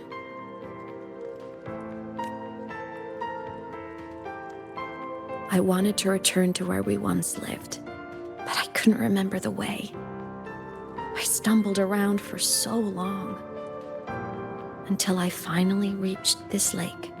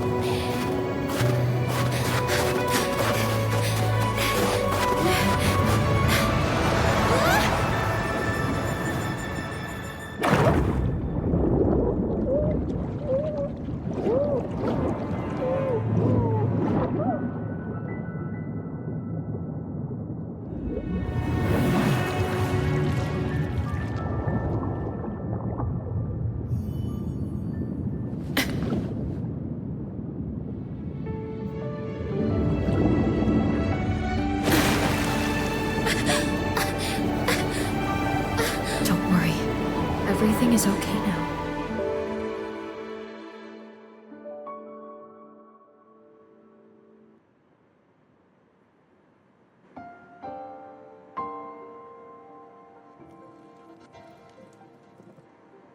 My past self saved you.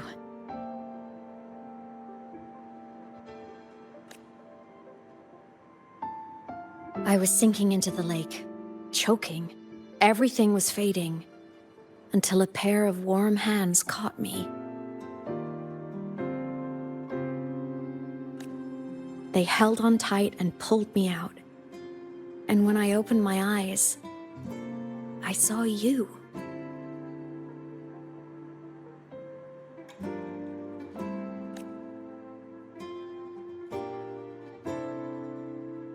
But then I realized the talisman my parents had left me was gone, probably lost to the deep.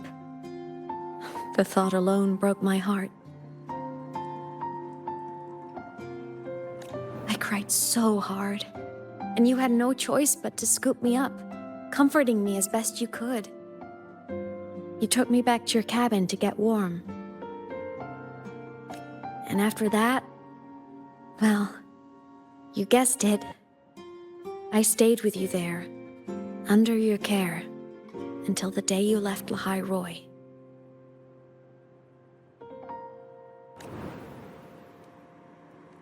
Why did you keep this from me?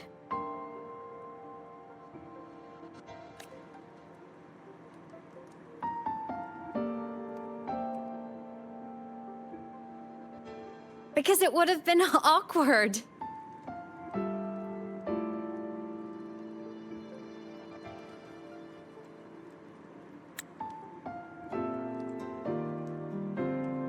Imagine someone you don't remember runs up to you, all smiles, saying, "Long time no see. I'm the kid you used to look after."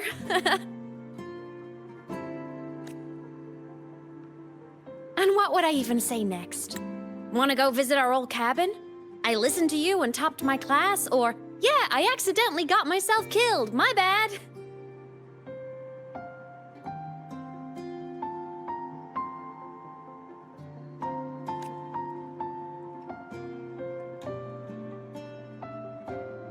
Saying any of that would only burden you. You never asked for any of it.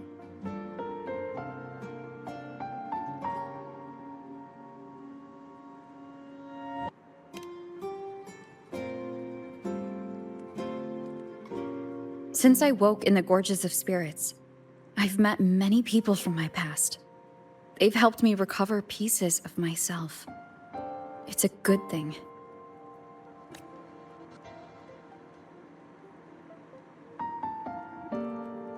I can make my own choices. You should have a little more faith in me, Aemeath. I see.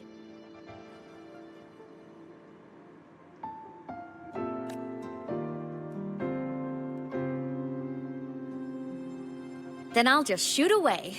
My freshman speech, my first song release, the time I hit a new sync rate record.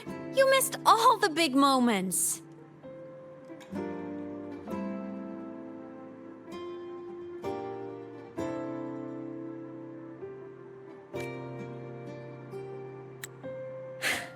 But I couldn't be mad. I knew you were busy. You were always off saving Solaris from the lament. You had to. And I do think that's a good thing.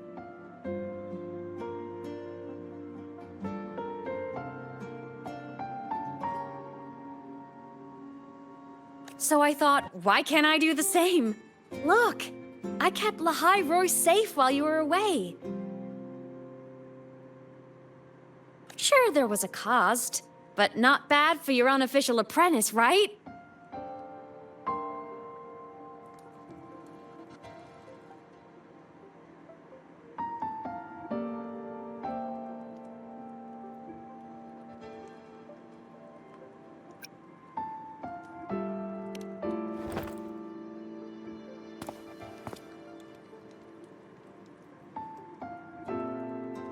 You think so?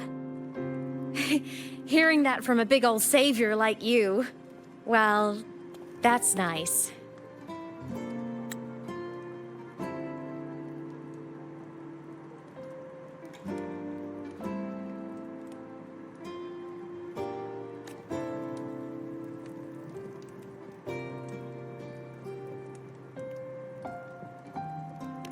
You mean after you left? Well, pretty normal, I'd say. Went to school, enjoyed my days, just like you wanted me to. And then, I became a ghost. Since then, it's been drifting between the Academy and void space.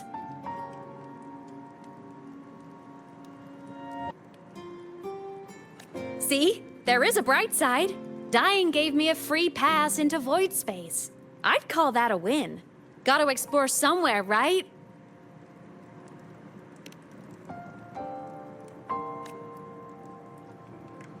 Saw you? Oh, you mean that thing you brought up in class? About me helping you take down the Eye of the Threnodian? Honestly, I don't remember a thing. But if the Threnodian was involved, it must have been in void space. Anyway, no clues from me. Threnodians having weird powers is nothing new. Or maybe you were just seeing things?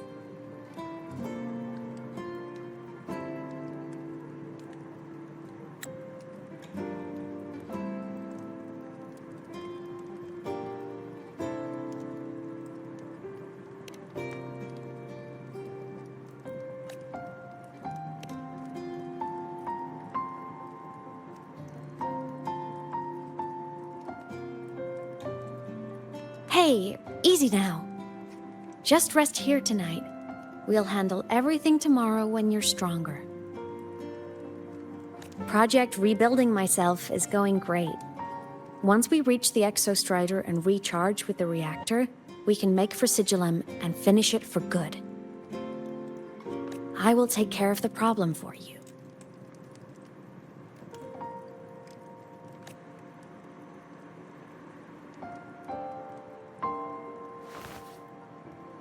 We will face it together, Aemeath.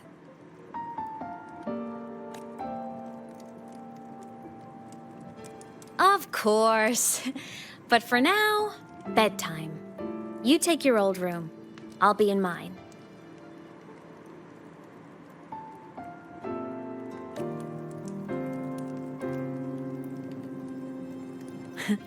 Kinda takes me back, saying goodnight like this. Just like old times.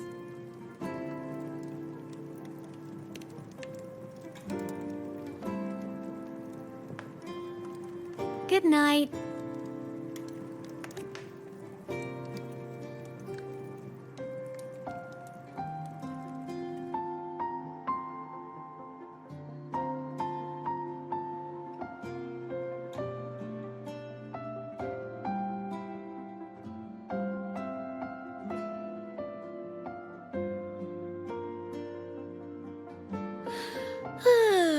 Huh? When did I fall asleep?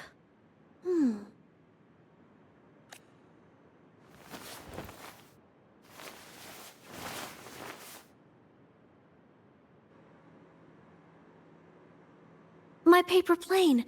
I have to show it to her.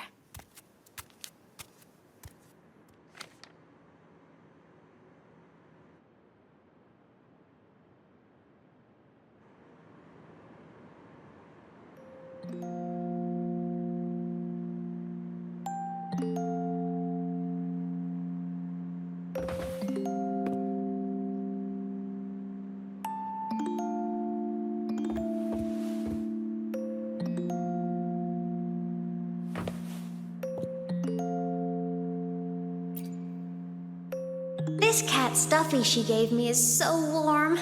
I love cuddling it when I sleep. Feels like she's right there with me.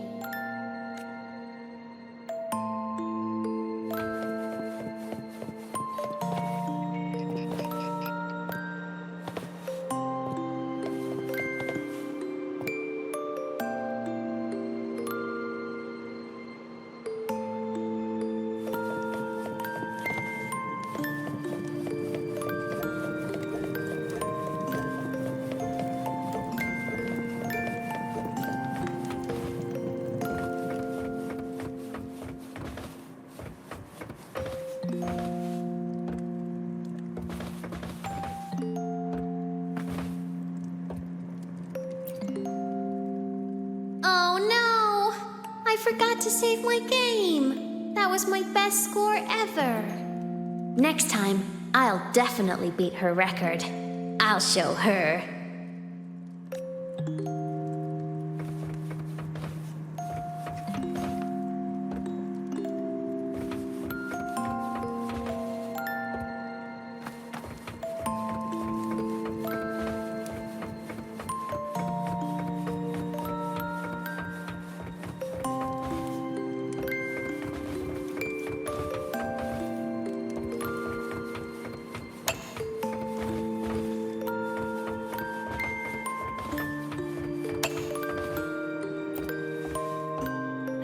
my favorite story. The Challenger fighting the dragon, and the lone hero battling the evil Galactic Empire. But I can't get the colors of their clothes right. Oh well, I'll just ask her to help me later.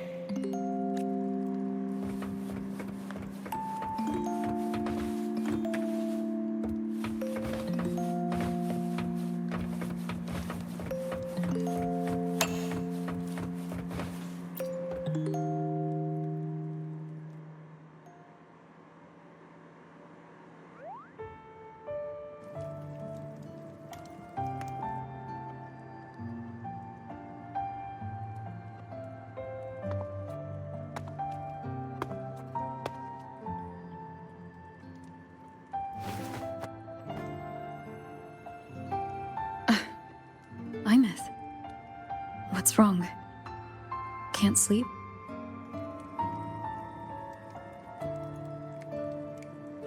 Are you sad right now?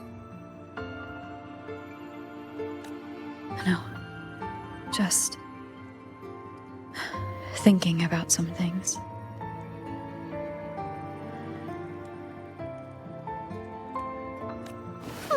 You're lying.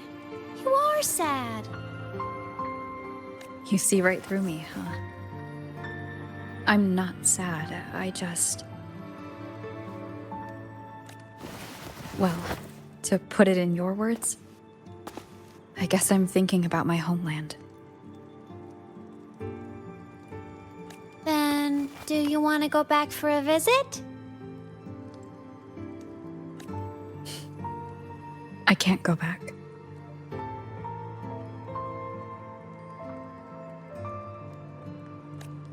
Why?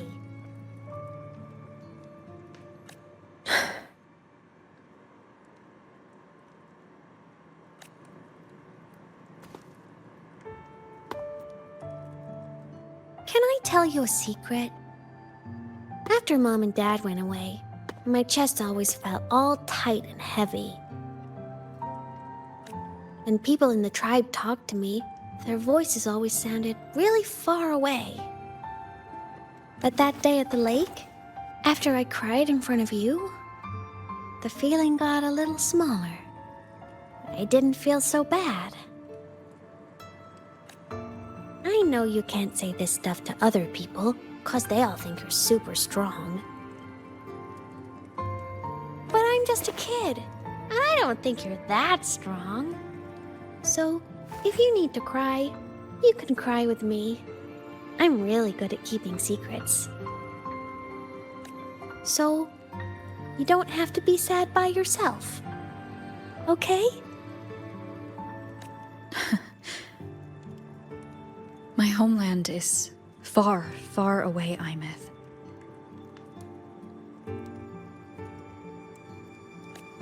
The people there gave me a mission. That's why I came here.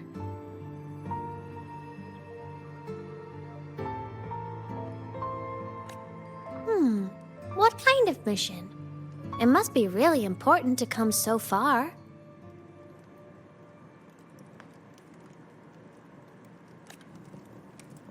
It's complicated. Too complicated for you right now.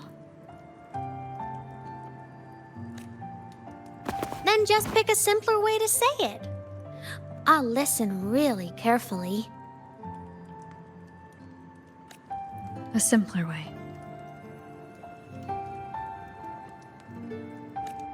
Put in terms of your space fantasy Katya games, I came here to save the world.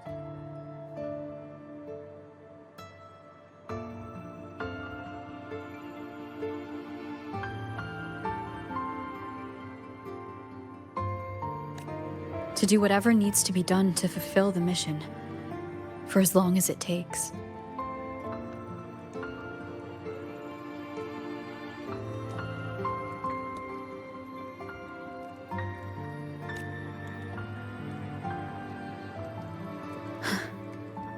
But was it the right thing for me?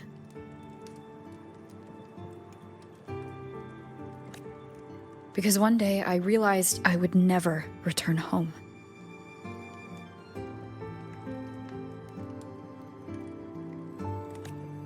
couldn't stop thinking about that faraway place. More than I ever had before.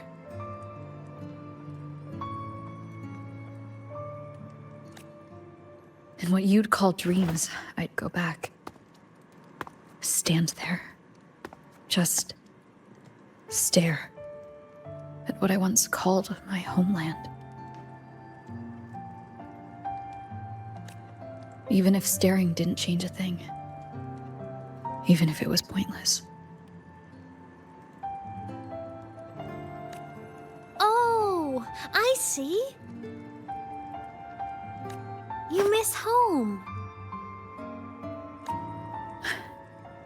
Maybe. But talking with you makes it not so bad. There's still a lot I have to do in this world. This won't stop me. Don't worry about me, Aemeath.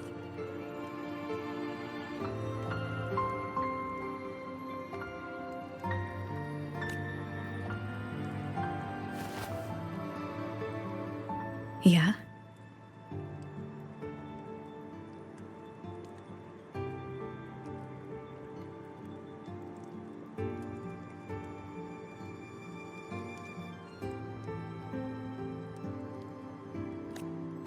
I'm your family too. Until you find your real family and can go back to your homeland, I'll be right here with you.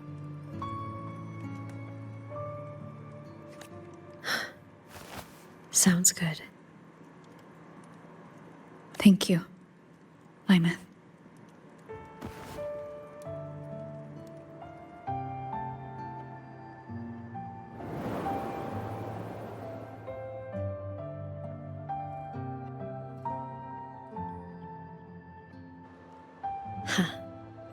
A dream of the old days.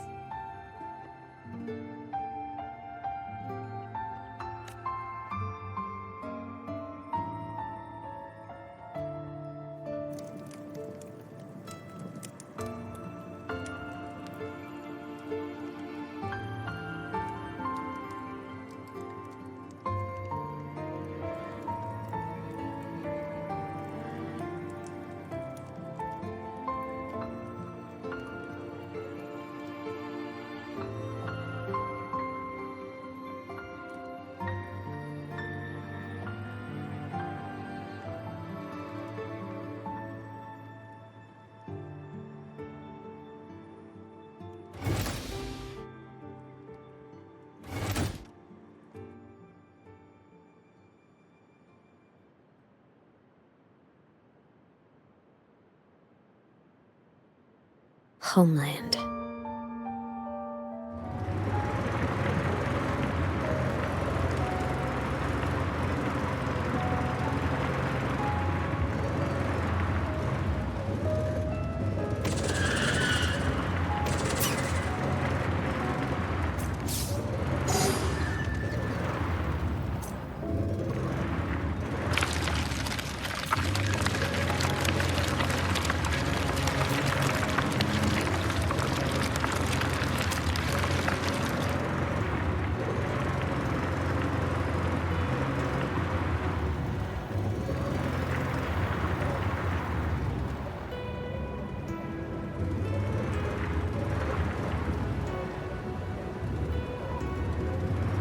You can count the Exostrider is surrounded by water. Perfect chance to test out that bike Dr. Luke modified for us.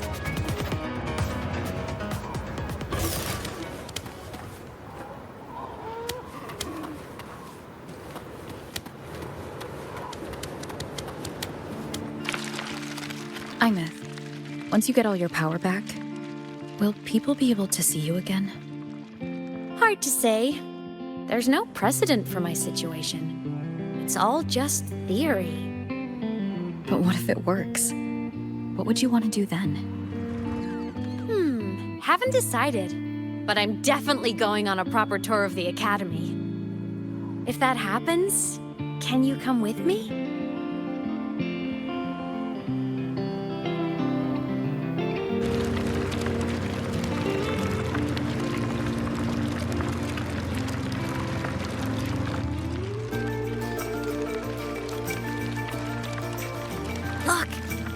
It's sleeping.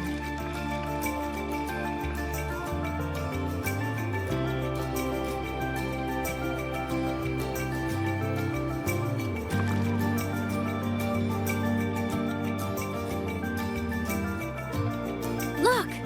We've reached the Exostrider's feet.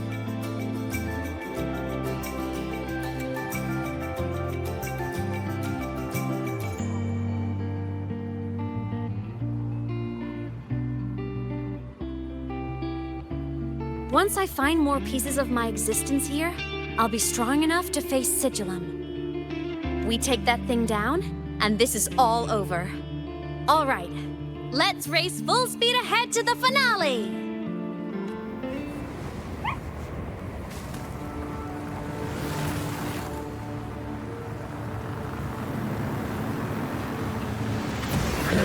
Over. Pilot control.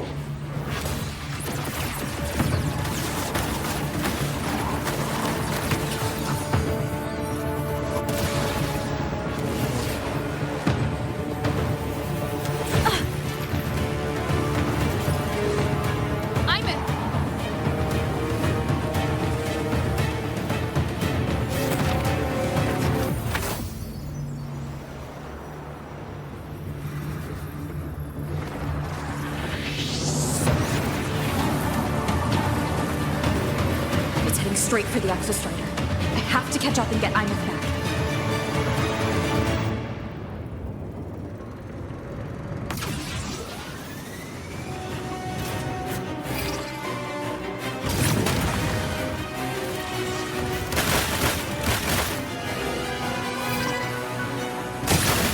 Complete. It's throwing up barriers to block my path.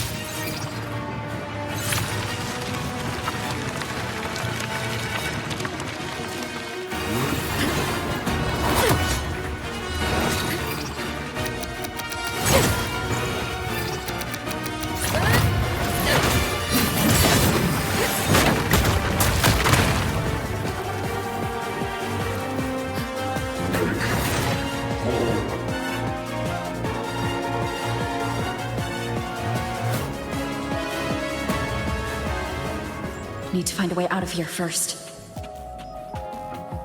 Sigillum isn't just after the reactor core. It's targeting my frequency, and Aemeath's piloting control of the Exostrider as well.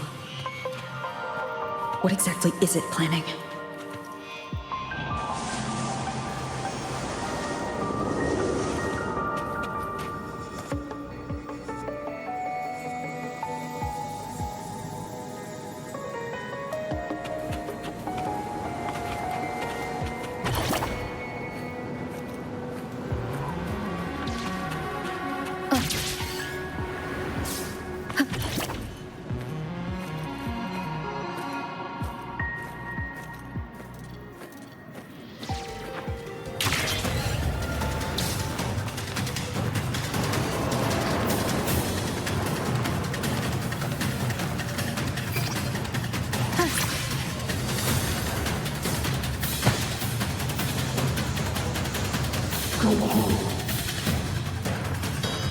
Enough! No more of this stupid idea, Sigillum.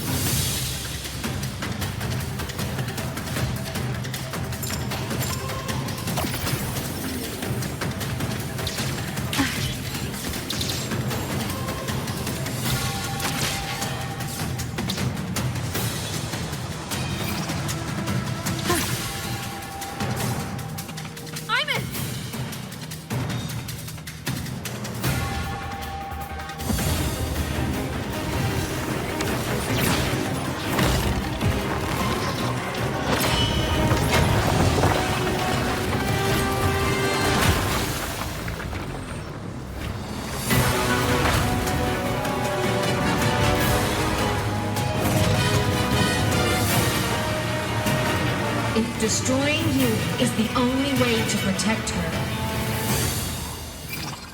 Then so be it. Damn it! Can't force reboot. Open Strider Gate. Not while I'm here. Don't even think about it. Aemeath can't fully control the Exostrider. She needs my help.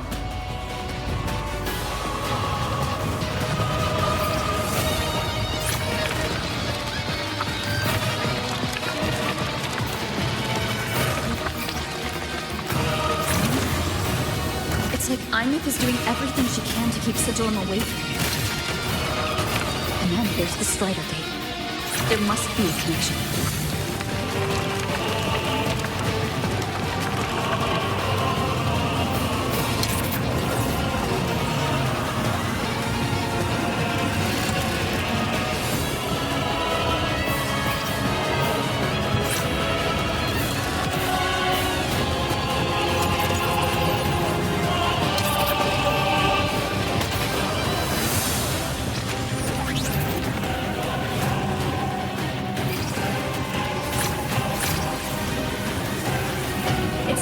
Speaking more clearly now. I can't let it drain any more of her frequency.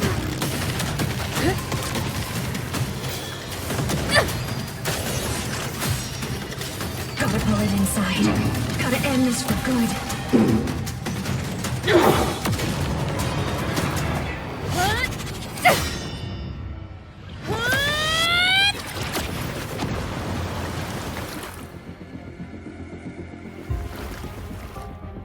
You all right, Aemeath? All good. Inside the Exostrider, I'm the one in control. Go home.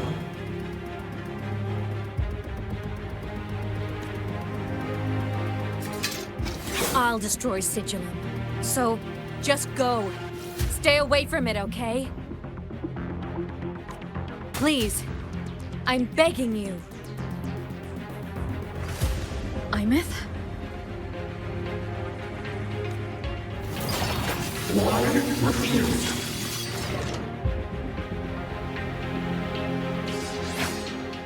So lonely.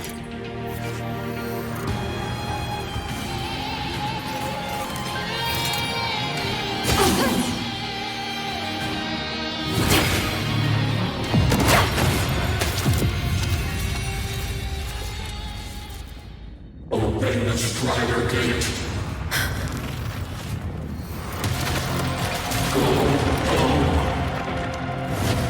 Shut up!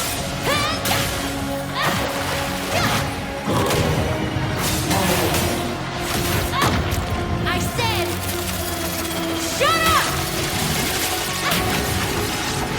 That is not home!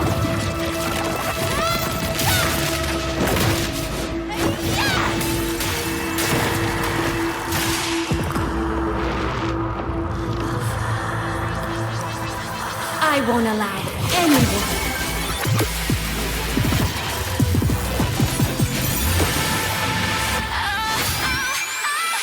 To harm Rover.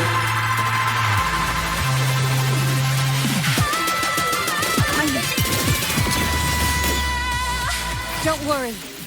It will end soon.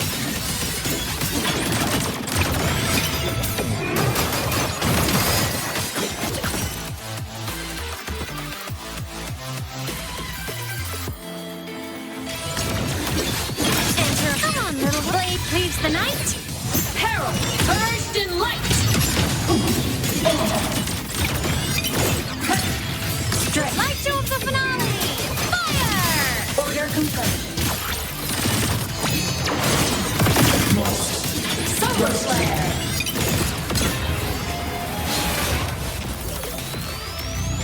This fabricated dome shall melt away.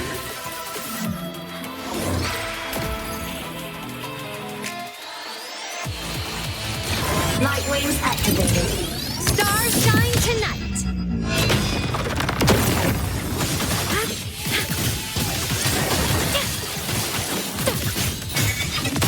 System integration complete. Unascended. Reach the cosmos.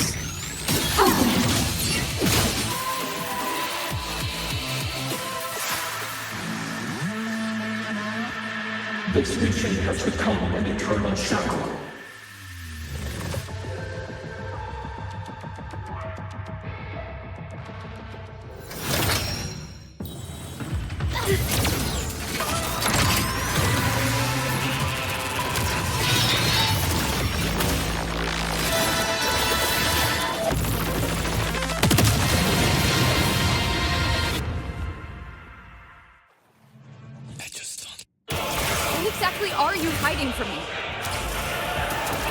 You don't need to know. I will protect you. Aemeath, haven't you noticed you're not yourself right now?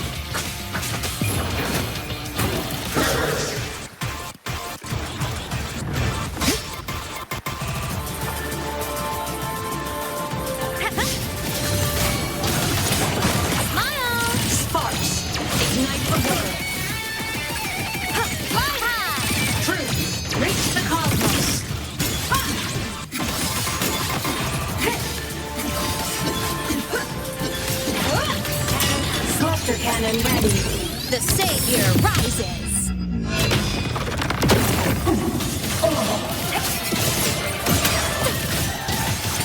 Time to shine. System integration protection. Rescue. Tomorrow, arrested in ruin.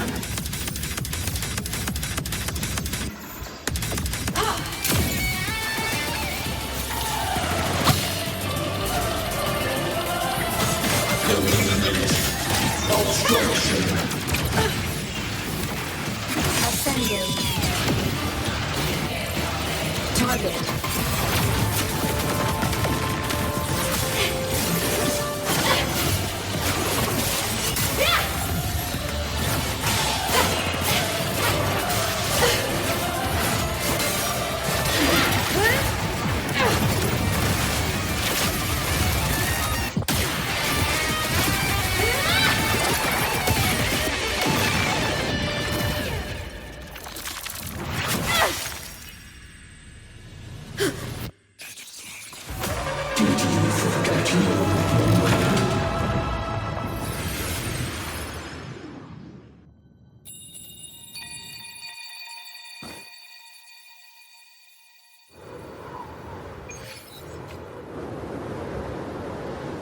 Aemeath and Sigillum are gone.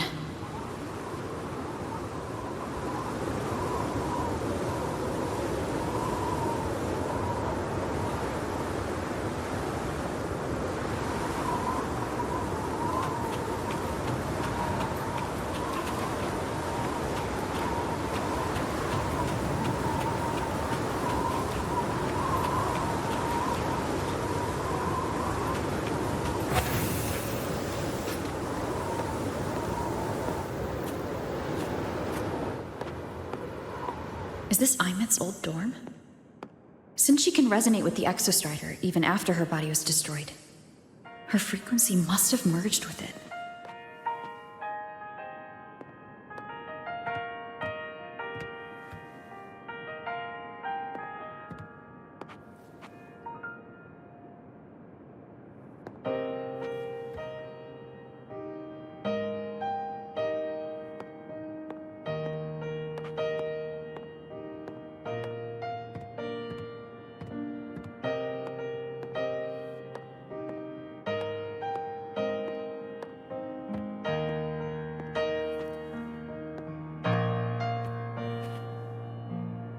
Isn't it so incredible?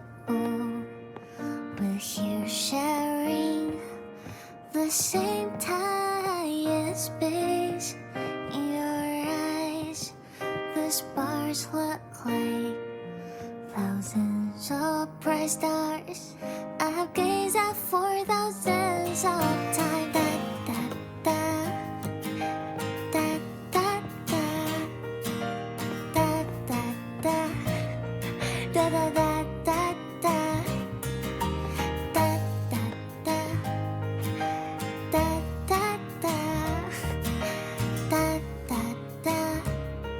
Goodbye.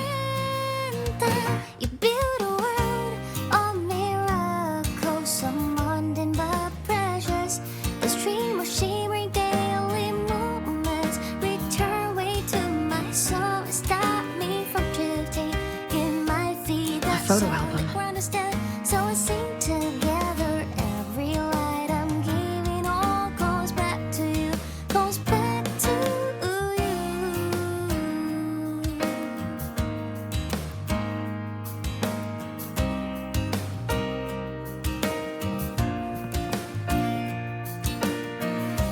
A poster of Fleet Snowfluff's fan meeting.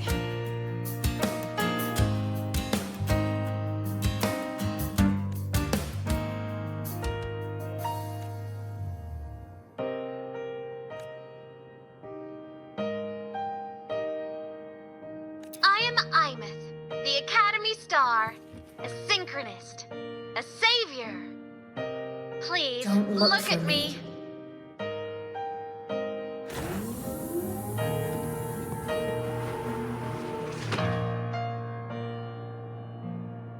Isn't it so incredible? We're here sharing the same time and space.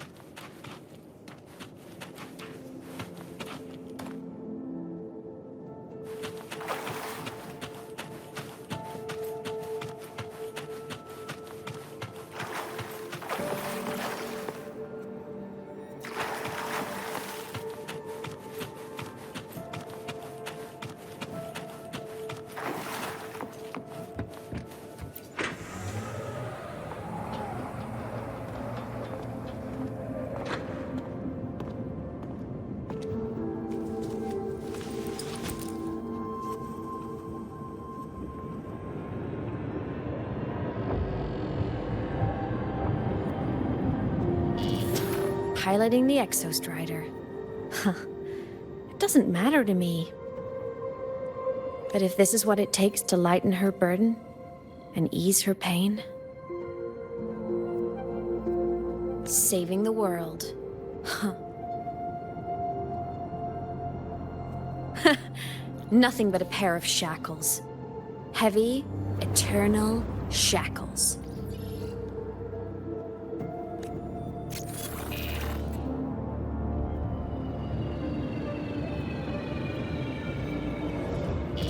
No, she can't ever know this. I must keep this secret. Bury the truth deep.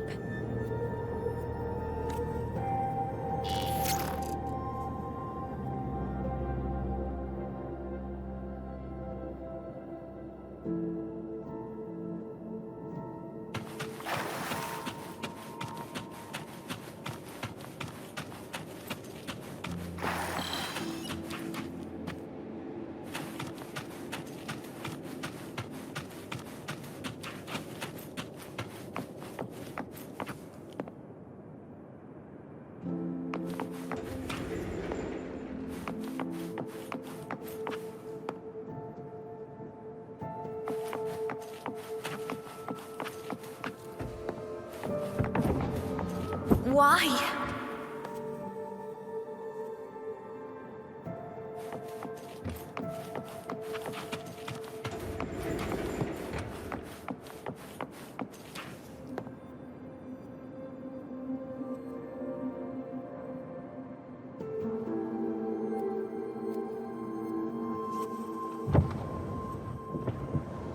It hurts.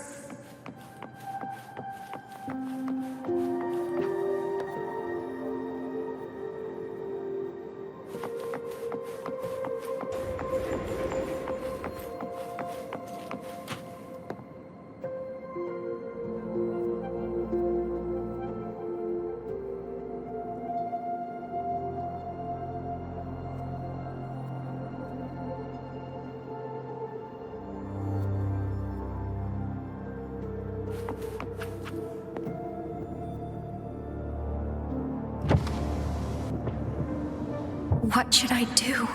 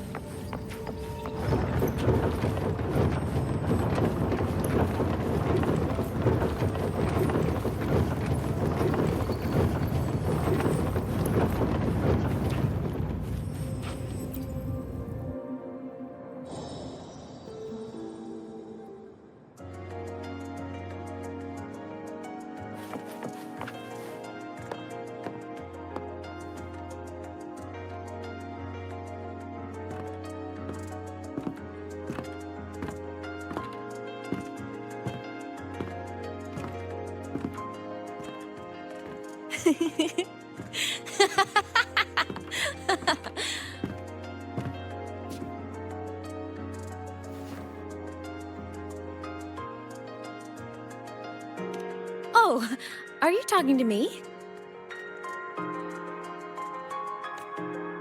I just heard the most hilarious story. Couldn't help myself.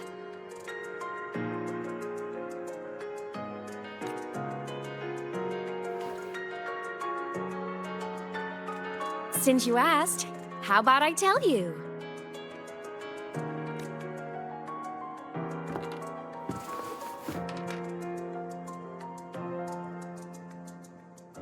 Once upon a time, there was a black cat who set out to save the world. Why? Because everyone told the cat it was a savior. The cat didn't get it. When it opened its big golden eyes, it was just stuck in this tiny cardboard box. And inside that tiny box, it was crammed full of even tinier little creatures. The cat was shocked. It had to tiptoe around, careful not to step on anyone.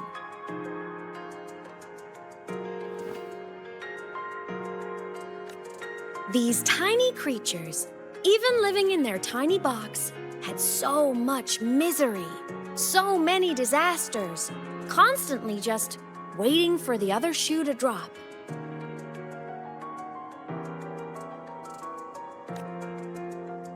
Please save us, they begged the cat. And of course, the cat agreed.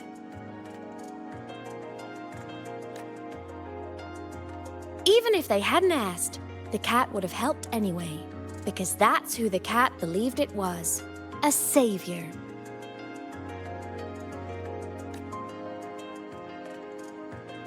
And so the cat took up its sword, always fighting, always talking, always roving.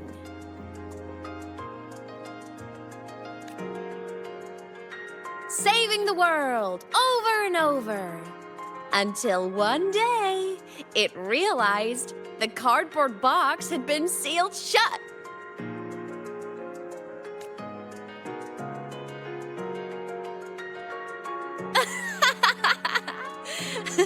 Isn't that kind of laughable?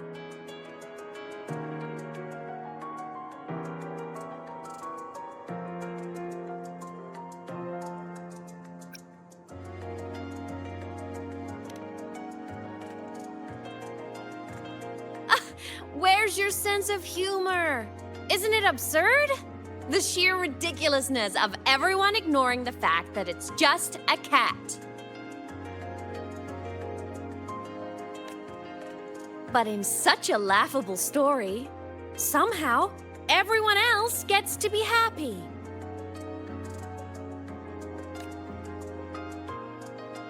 The ones who relied on the cat, the ones who hated the cat, they all got exactly what they wanted.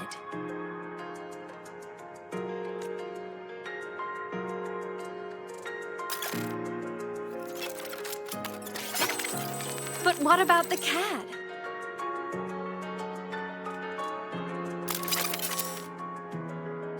It wants to go home, but no one remembers. The box is sealed shut, and the ones who put the cat in there have already turned their backs on it.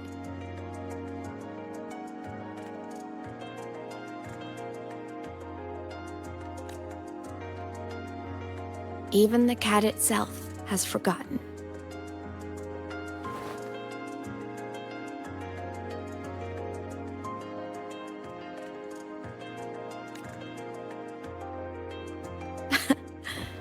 Isn't that so absurdly laughable?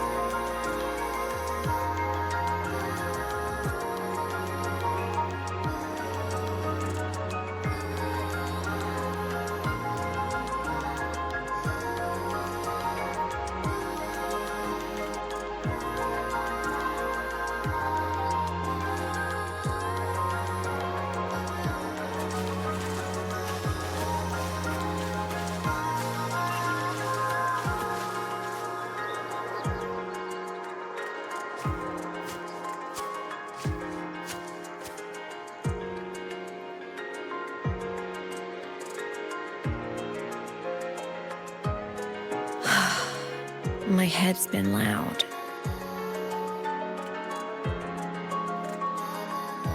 There's this question that just spins and spins up. I still don't have the answer.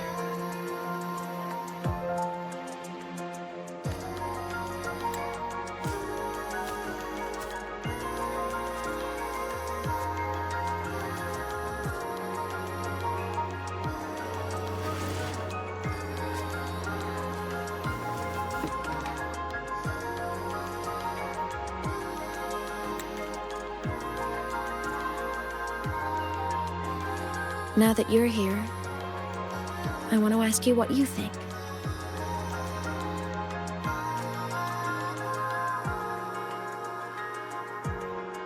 That person is my family.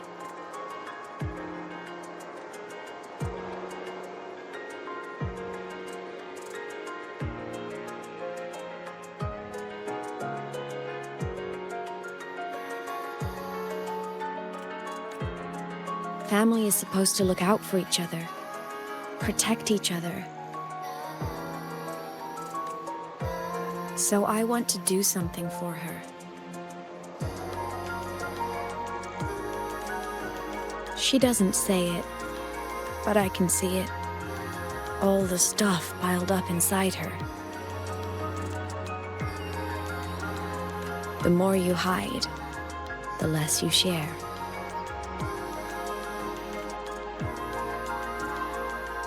But I saw her recently, and I think she seems more carefree than before.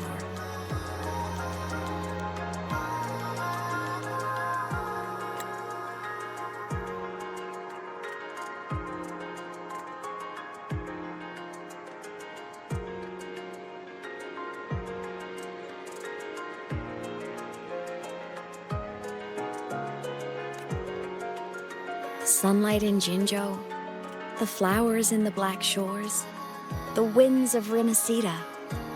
She told me all about this new journey. It made me happy, truly happy for her. I guess forgetting can be a blessing. If you don't remember something, it can't hurt you.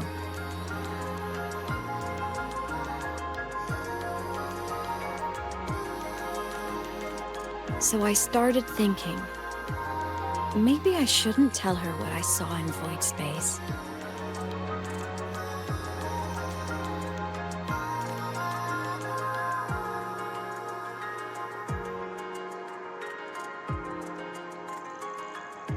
All that pain she carried about her home, it's gone now. Why bring it back?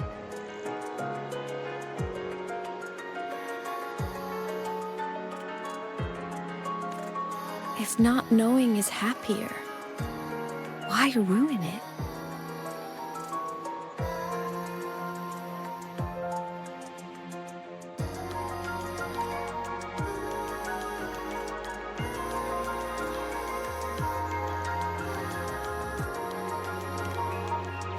Even if the truth destroys that happiness, I can't. I don't want to see her hurt.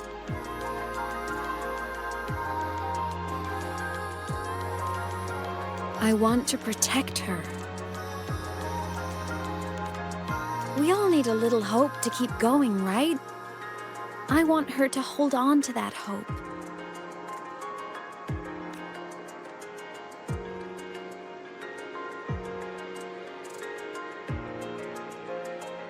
What Sigillum said is unnecessary. It's been feeding on her frequency, trying to complete itself, spouting things that should have stayed unsaid, things that would ruin her peace.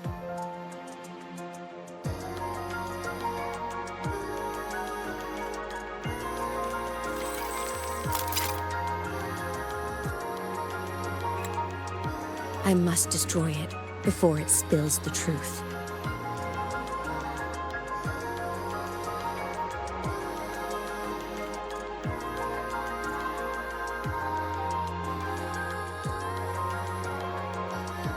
I brought it into this world. I'll be the one to take it out, too. Nothing truly matters. Not even saving the world.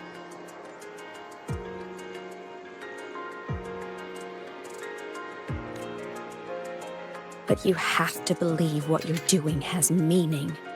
That's the only way to keep moving forward. And that's why.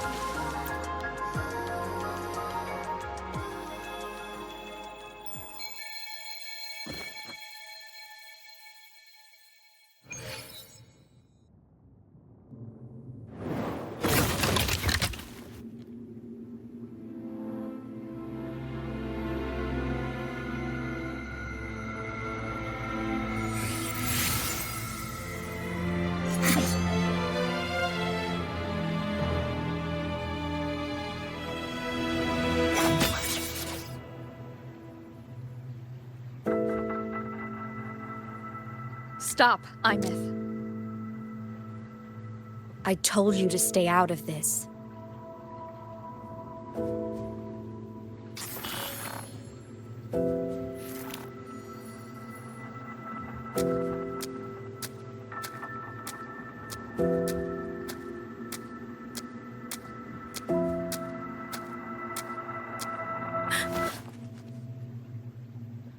I know you did this for me, to protect my happiness, and I'm grateful.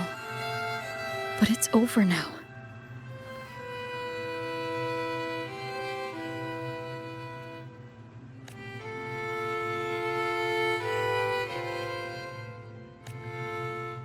I need to hear it. All of it. Whatever the truth is, it's my burden to carry. My choice to make.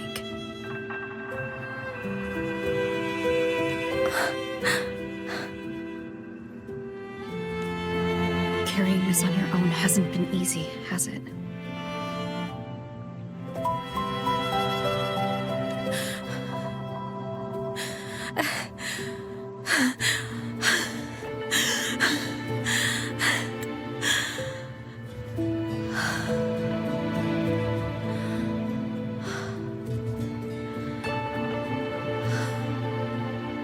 Do you really want this? Even if it changes nothing. Even if it only weighs you down.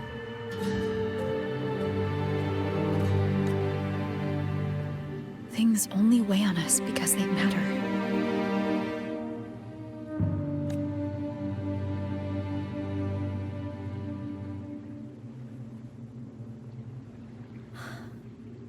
All right, then.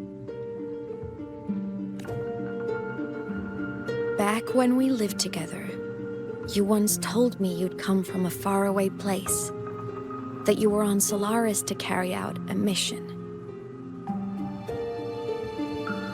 Current research suggests the Exostriders and Sentinels were made with technology from the same civilization. I think that civilization is the faraway homeland you spoke of. You never spoke of it to me or anyone else again, so I kept it to myself. Until I died and slipped into void space as a digital ghost.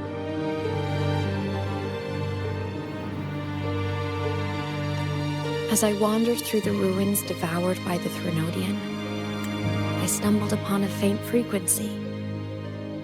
Your frequency.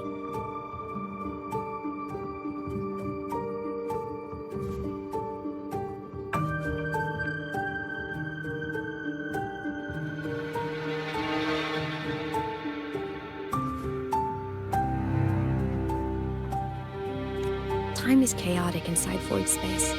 There's no telling when it had been devoured. But I could feel your warmth in it. After so long without you, I couldn't let it go. I kept it with me. Guided by its strange connection to other frequencies, I traced my way through countless overlapping spaces until I found the remains of an Exostrider.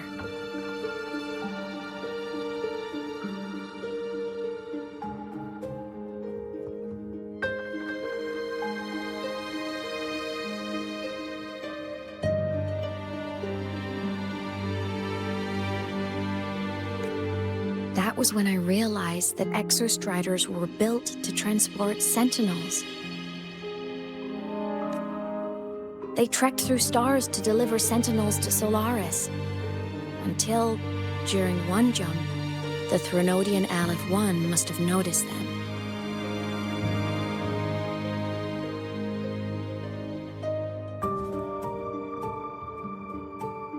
Its hunger had festered for so long that not even devouring the entire universe could sate it now.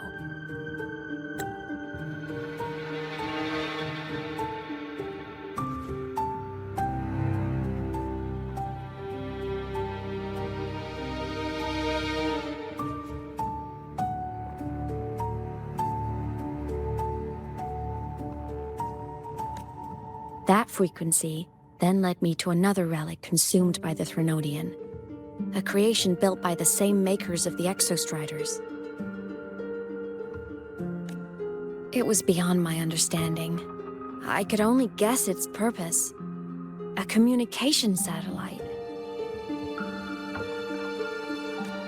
And within its ruined shell, I discovered frequencies tied to you. From those fragments, I saw the messages you sent home. Not about your mission, but full of longing.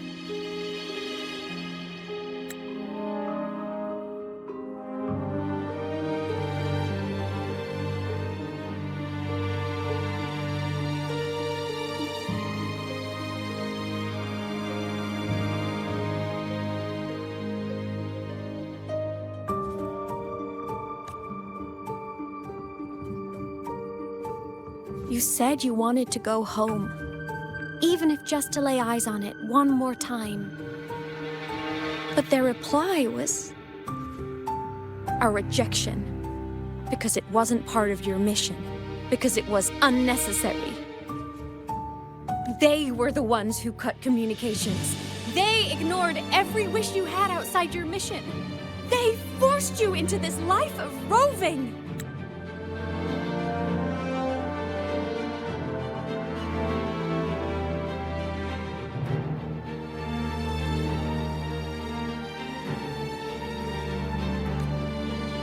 And still, you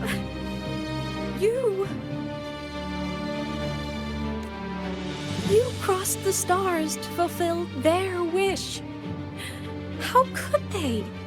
How dare they treat you like that?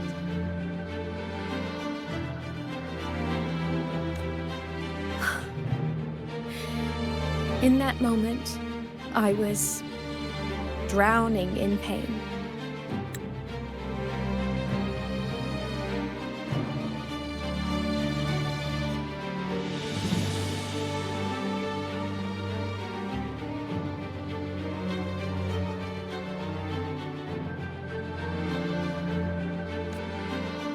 I didn't know how to help you. I didn't know if I should tell you. I didn't know what future you'd even want. That's when your frequency I'd been carrying with me, it was corrupted by the void matter. It tore through my power, and Sigillum was born. It was born from my mind. From all my worries, my fears, everything I imagined you'd suffered. At first, it acted on nothing but the instinct to go home.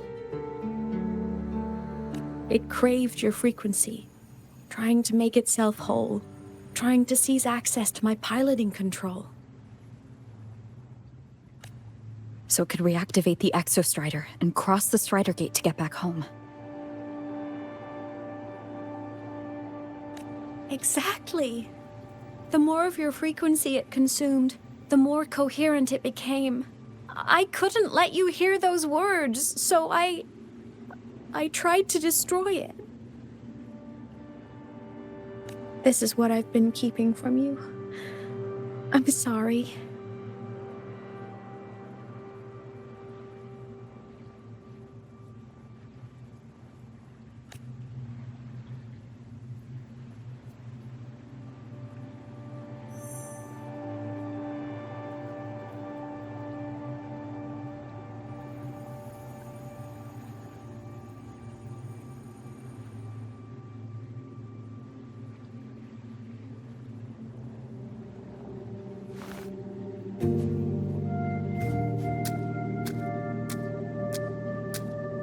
I'm glad you chose to tell me this, Aemeath.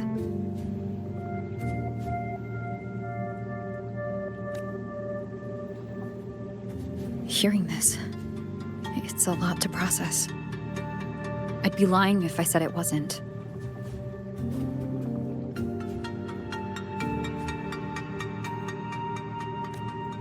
I just need time to figure out my next move. This homeland of mine. Even saying it feels strange to me. But don't worry.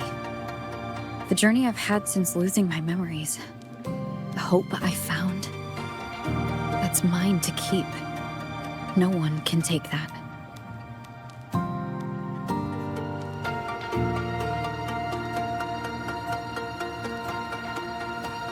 Saving the world, I never saw it that way.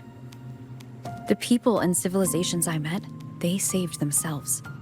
I was just there to help.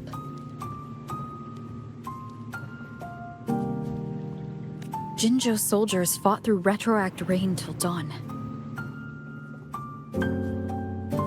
The Black Shore's bloom bearers ran themselves ragged across distant lands. Renacetus factions all dared to defy the dark tide. Lahai-Roi's people never stopped reaching for the stars. I'm no savior who fell from the sky, and no one ever saved themselves by waiting for one. There's been plenty I couldn't do. Losses I couldn't prevent. Sacrifices I had to accept. But I'd do it all again. Every bit of it.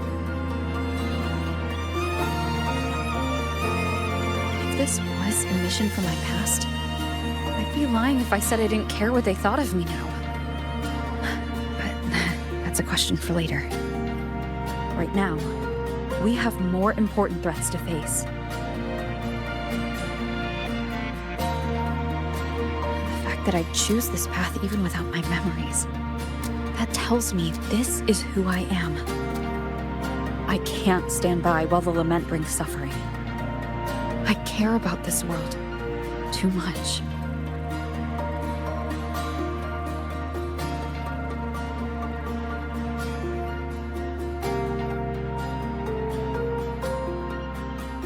But I'm afraid you'll feel alone.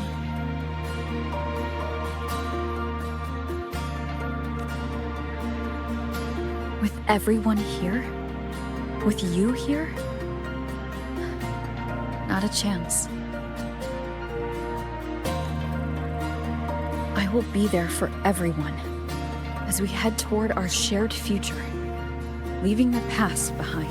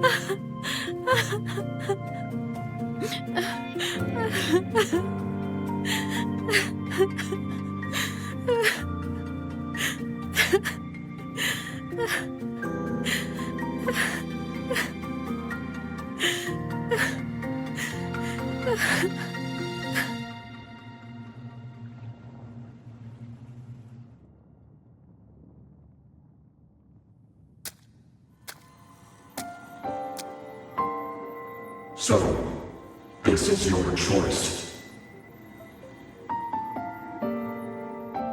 Is it worth it?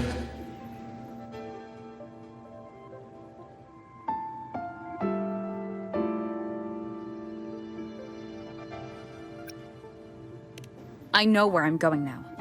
That's what matters. Not where I started.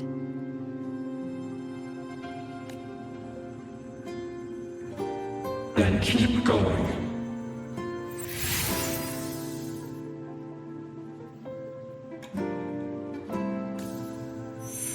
No matter what.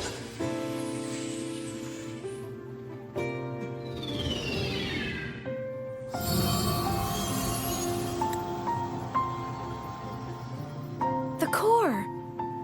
It's returned to the Exostrider. It's one step closer to finally awakening.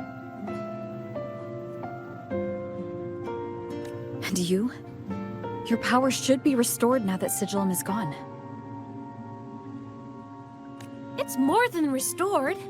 The core's return has rebuilt my frequency from the ground up.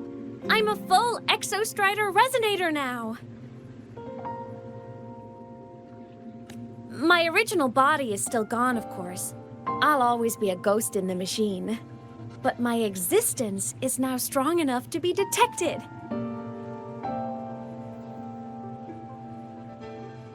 It's like a faint current turning into a bright, flickering spark. So, will others be able to see you now? That's right! Guess our little road trip movie's come to an end. Time to head back to Star Torch Academy. Together! All good on your end, Golden Girl? Lucilla mentioned the Exostrider in the Frostlands just moved. Please tell me that was you. That was Aemeath. Given how well you know me, I assume you know her too. You found her? I brought her back to the Academy. It's a long story. I'll fill you in when there's time. Understood. But I do have to ask, on Lucilla's behalf, what's the status of the core? It was returned to the Exostrider. That explains it. The Research Institute is reporting a spike in void matter concentrations over Lahai-Roi. Voidstorm activity is kicking up again. Back when the reactor drive was in the sky, its annual self-diagnostics caused the Exostrider's greatsword pointed at the Threnodian to weaken. The Exostrider is probably running the same procedure now to integrate what you returned. Best for you both to stay within the Academy until peak season passes. All right, I'll be careful. Next time you're in the infirmary, we should revisit your old plan. The one tied to the Exostrider, the Strider Gate, and the Threnodian. For now, just be with Aemeath. It must be a great relief to have her back. I'm happy for you.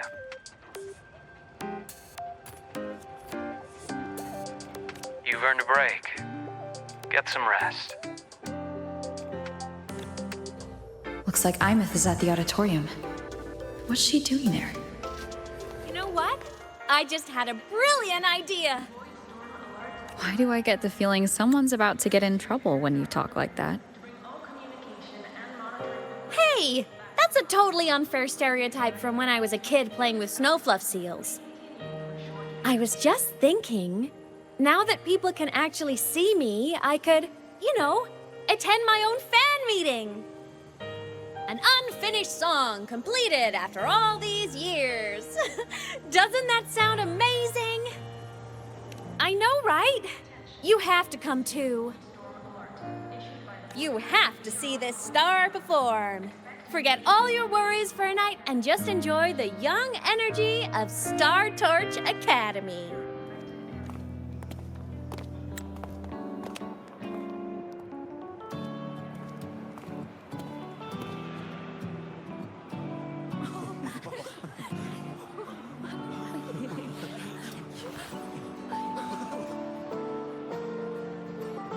For years, the little website I threw together to post songs kept getting comments.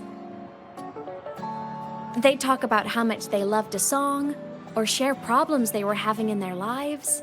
And then they started connecting with each other. I never saw myself as a hitmaker. I was just an amateur, singing what was in my heart. But over time, they stopped being just my songs. They became a melody that connected people. If my listeners want a complete song, I'll finish it for them. Or maybe for me, too.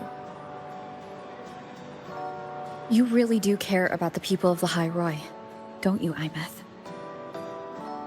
I guess I do now. Wouldn't have said that at the start, though. To be honest, I never had some grand passion. Before I became a ghost, I just wanted to live an easy, happy life and try a little bit of everything.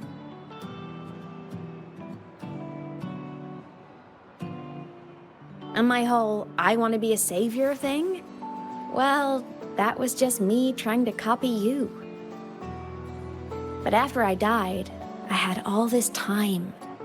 Time to notice the people and things in Lahai-Roi I'd overlooked before.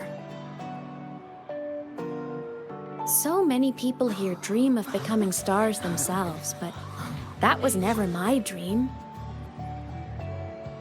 I'd rather be the one who looks up at the stars, the one who watches over them. Really? But the way I see it,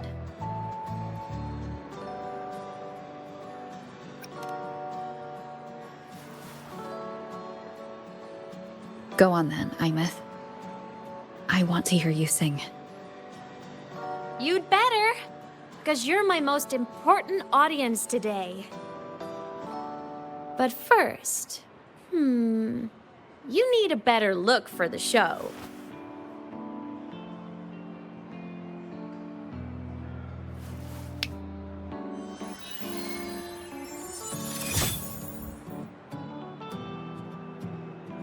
There! Brand new! Just like I remember you wearing. Looks good, right? A new place calls for a new look. Ah, this brings me back. I remember when you used to wear this around the academy. You'd leave a whole trail of swooning admirers in your wake. Solaris' great savior.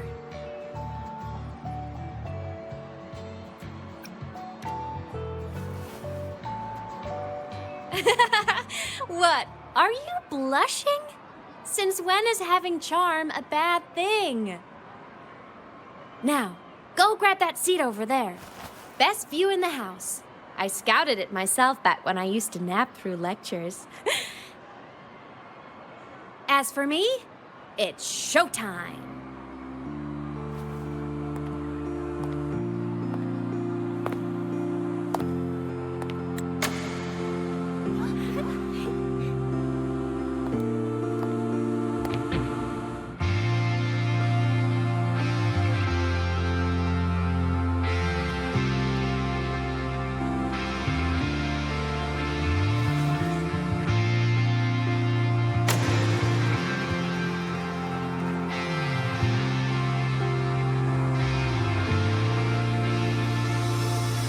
Isn't it so incredible? We're here sharing the same time and space. In your eyes, the sparks look like thousands of bright stars. I have gazed at for thousands of times. May all sweetness take flight. With the truth to be your guiding light. Let your curiosity set your spirit free and well like fire. If a lonely night surprised to see our dreams glow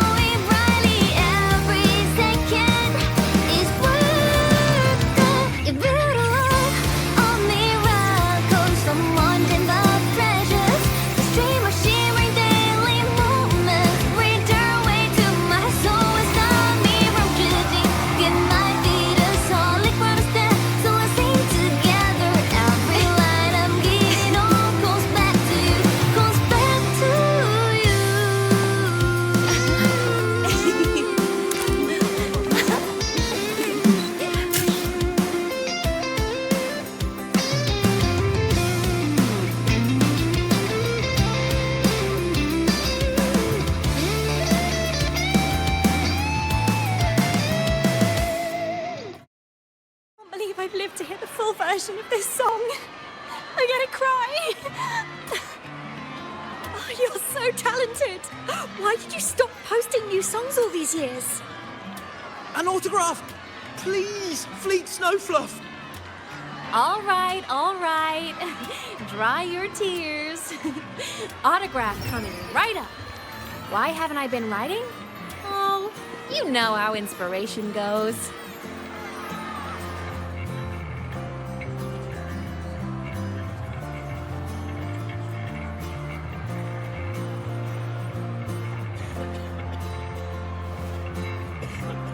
My homeland, the Sentinels, and the Exostriders.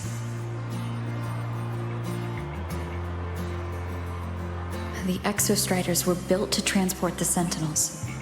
The wreck Aemeath found in the void matter suggests not all of them made it through. The wreck's design matches the Exostriders here in Lahai-Roi, the one forced to go offline to stop the Threnodian. Their power should be comparable.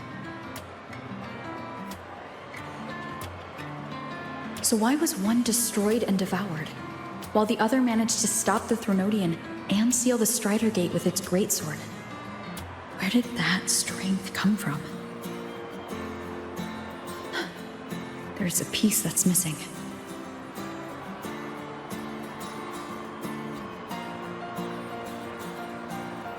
All done. Let's go.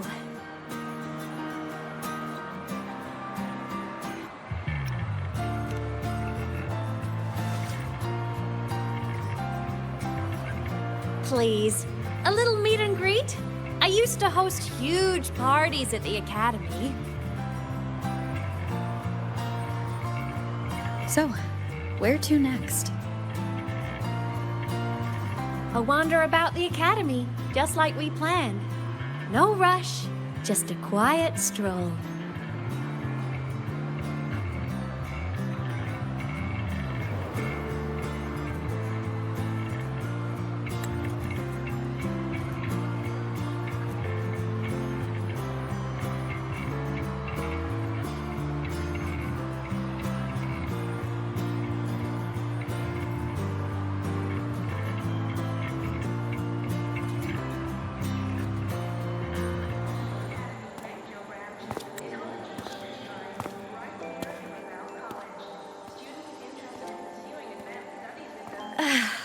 This is incredible. Having company like this? The boredom I felt as a ghost could have literally killed me again. Want to go up top to feel the breeze?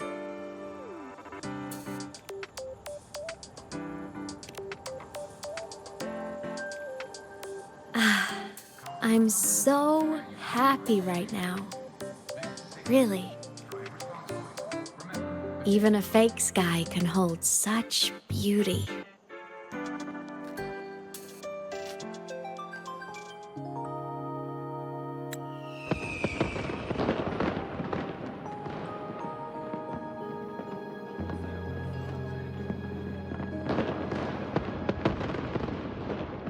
Now that your frequency is stable, what will you do next? Stay in Lahai-Roi, maybe?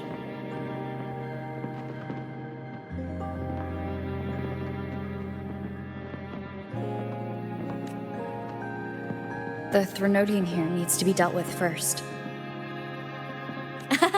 Of course. Typical workaholic. I knew you'd say that. LF1 won't be an easy fight. But I believe in you. You're the one who keeps making the impossible possible. And after that, will you keep traveling? Any destination in mind?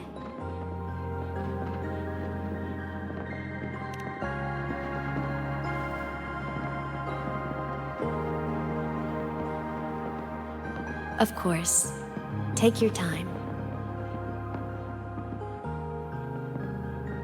This world you've chosen is vast. You can go anywhere.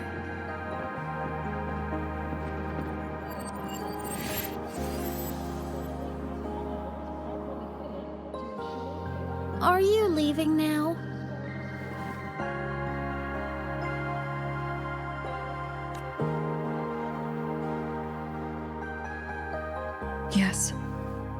There's something I have to do.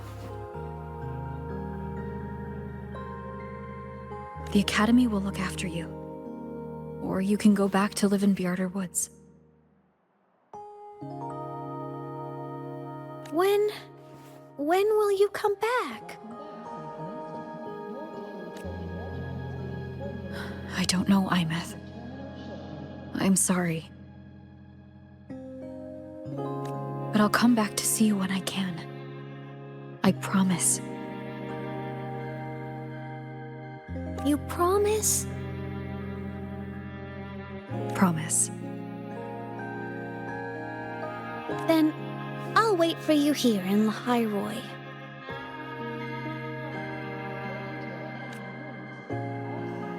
Don't feel you have to. The world is vast. Don't let me or Lahai-Roi hold you back. But you can live for so many years. What if I'm gone by the time you return?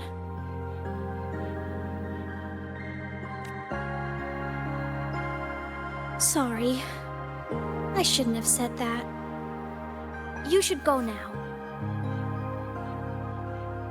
Aemeath. Just go! I know you're worried. It's not fair. Why does it have to be you saving the world? You're always so exhausted, always getting hurt.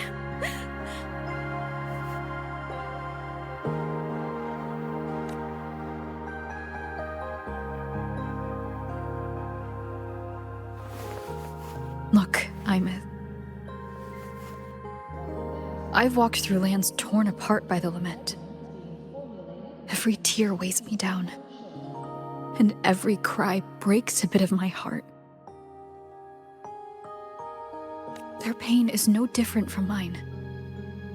Neither is their joy. So if I can help, I will. I have to.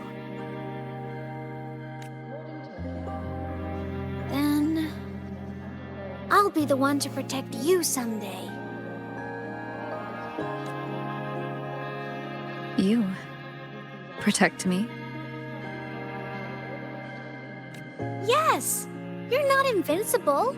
You get hurt, you get tired, you get sad. You're just like everyone else in this world.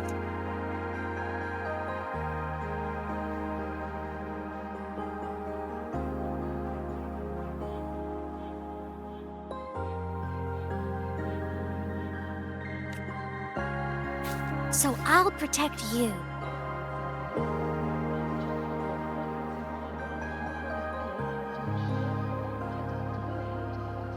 I'll chase off anyone who tries to hurt you, like Katia from Space Fantasy.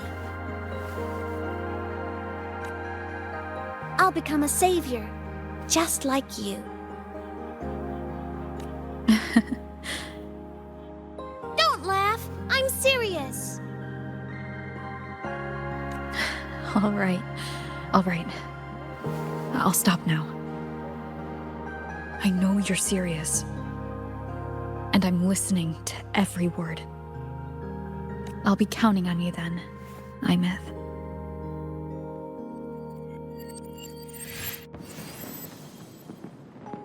Tired? The frequency Sigillum took is coming back. It's not a great feeling. Abby's already helping me recover through the test mark. I'll be fine soon. Just close your eyes and take a nap. You deserve a little peace.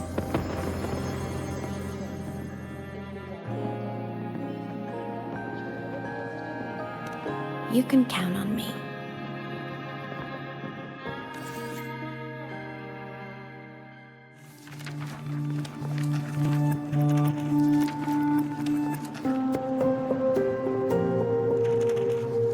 Sigillum. Back for more? Thought I made a mess of you last time.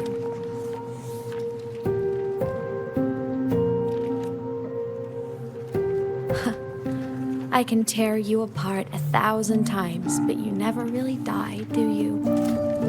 Fine. You're going to sit there and listen to me lose it.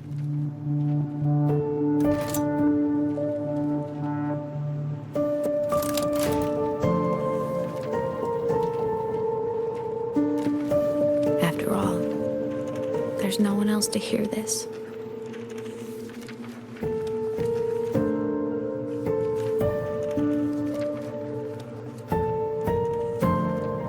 Speak. Or move. Was Sigillum incapable of speech back then?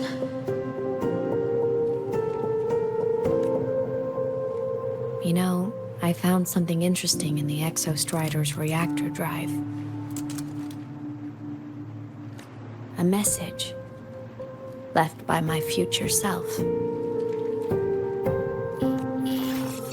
Years ago, while sailing the stars towards Solaris, an Exostrider caught the attention of Aleph-1.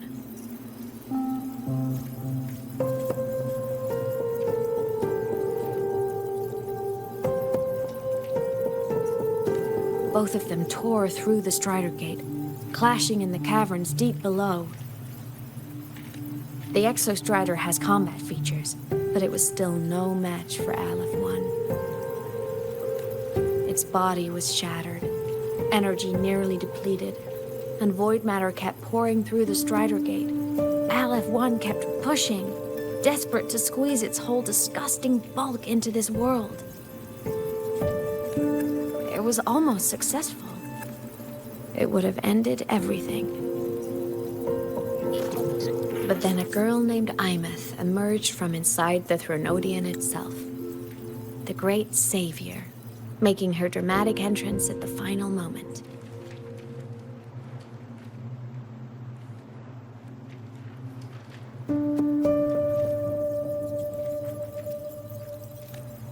The Exostrider watched her touch its great sword, the one pinning the Threnodian. Their resonance sent a surge of power back into the reactor drive.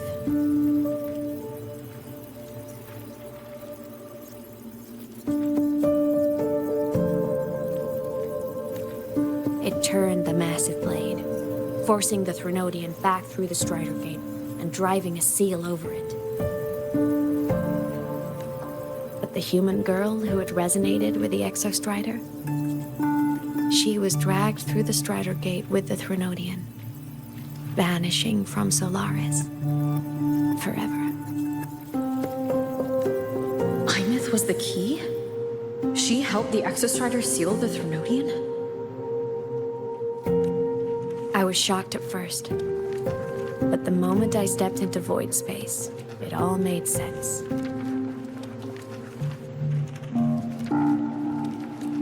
This distorted black hole of a realm where time and space are warped.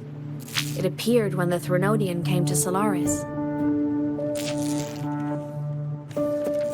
Anything lost inside can exist in multiple moments at once. Things caught in it can be thrown into junctures of time they were never part of.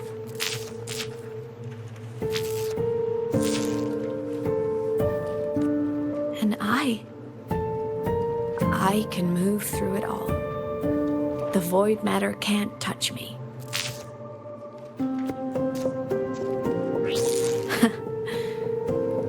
Do you have any idea what this means? Aemeath, where is this going? It means I can use it to go back. Back to the very moment Aleph-1 descended.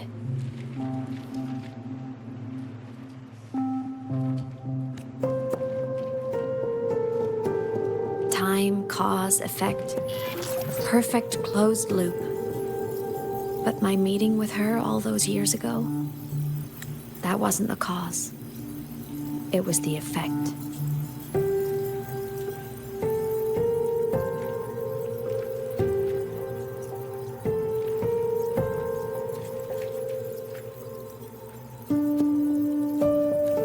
Only by resonating with the Exostrider and dying as a synchronist all those years ago, could I later become the Exostrider's true resonator as a digital ghost. And only in this form could I cross void space, return to the past, and power the Exostrider to save Lahai-Roi. And only because Lahai-Roi survived could she have ever come here, rescue my younger self, and let me grow up here to become the chosen synchronist in the first place.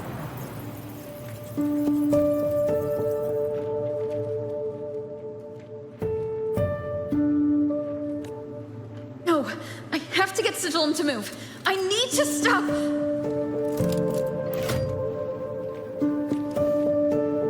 Only I can do this. It has to be me.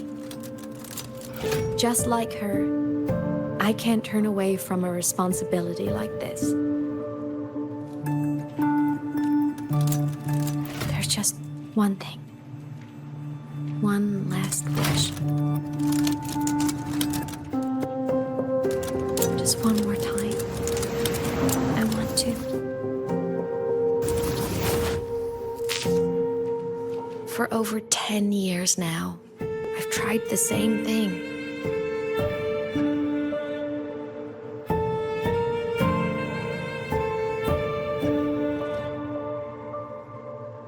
Every time the reactor drive ran its self-diagnostics during peak void storm season, I tried to reverse time.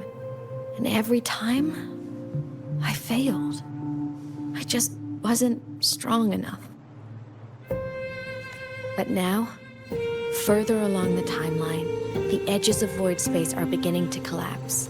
I don't know why the Threnodian is changing, but I know there won't be another chance.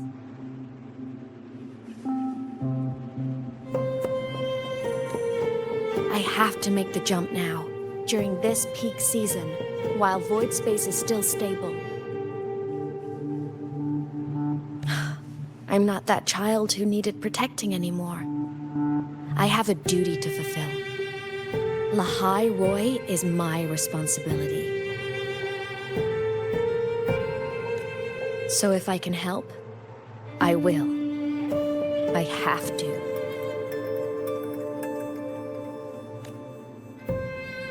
But before I go, I want to see her again.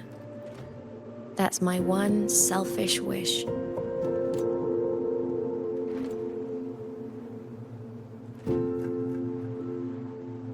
I want to talk to her, to know how she's really been. I want to spend a little more time with my family. I was always afraid that when she finally discovered the truth about herself, she'd feel so alone.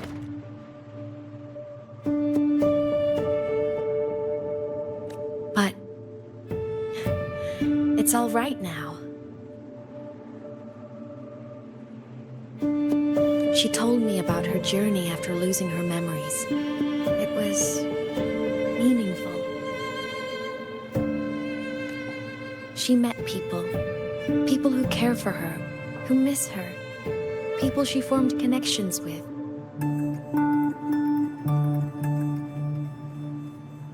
So even knowing the truth about her homeland now, she won't be alone. She has a reason to keep living. That's enough for me. Now I can finally let go.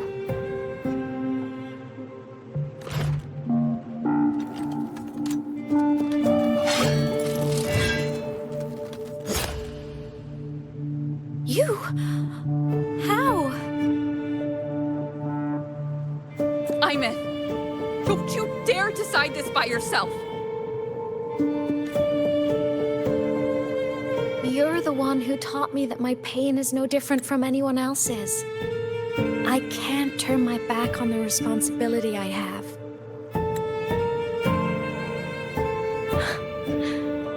Forgive me.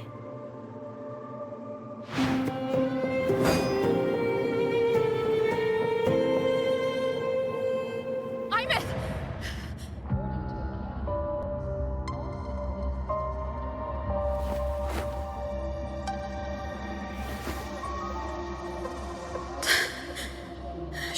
gone.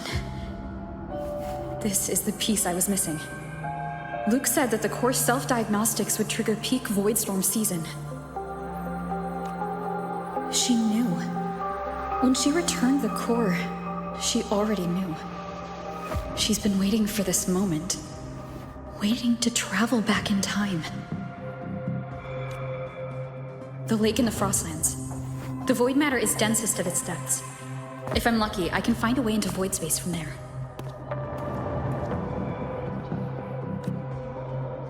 I can still catch up to her. I have to move, now.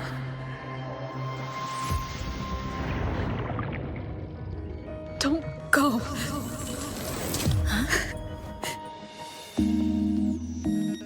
This can't be the only way. It is. The void matter can't hurt me.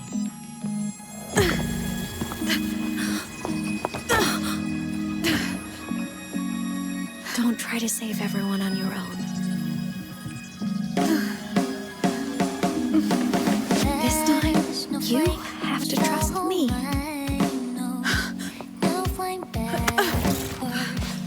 No! If you do this, there's no coming back! The Strider Gate will shut you out forever! This is the only way.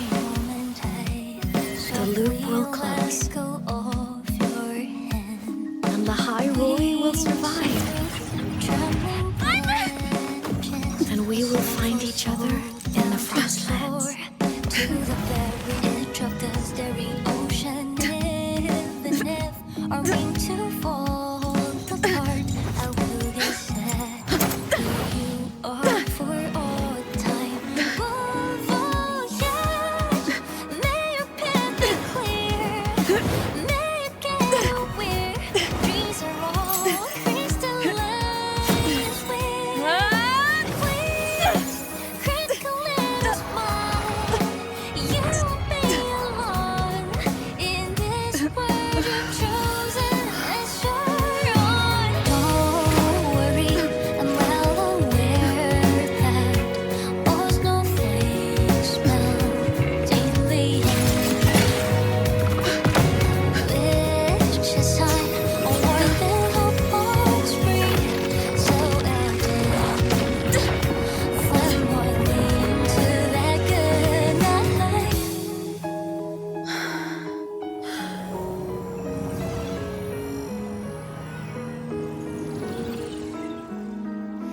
Voyage, may your path be clear. May you get aware dreams are all crystallized with. Please, critical little smile. You won't be alone. I hope to make you proud. I hope I haven't let you down. Time is such a dazzling riddle. Guess I'll spend my whole life unraveling. My body, it's breaking apart.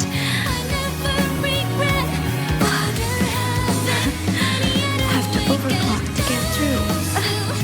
Oh, should have known it'd be this brutal.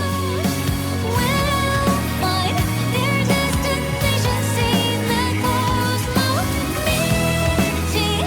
You leave this world with snowfall. The most beautiful thing ever happened to me.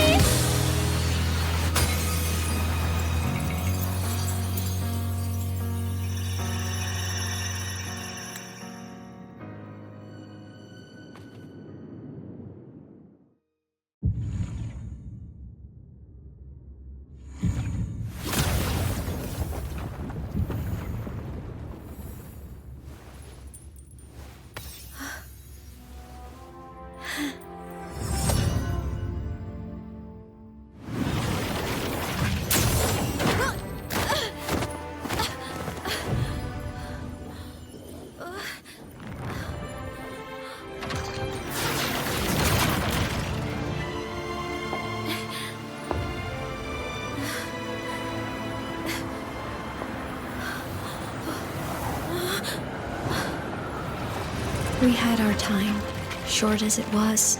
But it mattered. But even family can't stay together forever. The time to part always comes.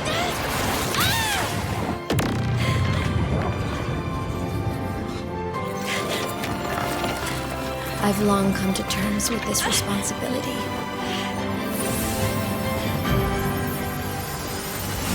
I don't regret a thing.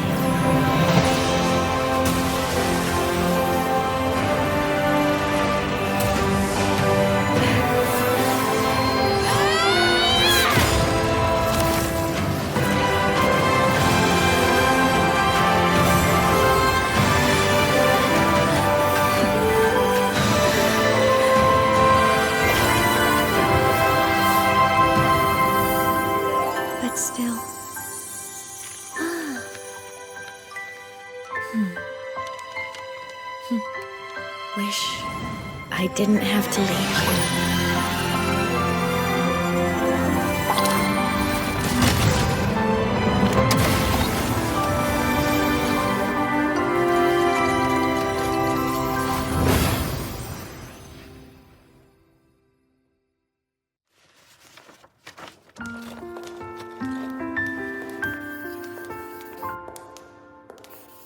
So, what kind of person do you want me to be when I grow up?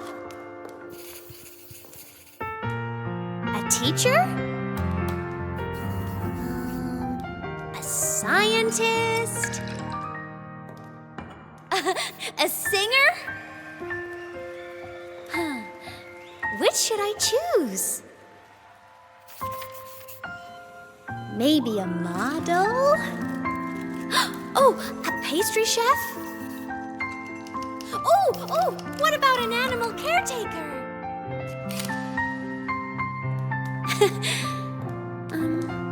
What would make you proud? Aemeath. My only wish for you is that you live a happy life. I see. And you? What's your wish for me? I wish that in your long, long life, you never forget how to feel the sorrow and the joy. Oh, getting to share this final journey with you makes me so happy.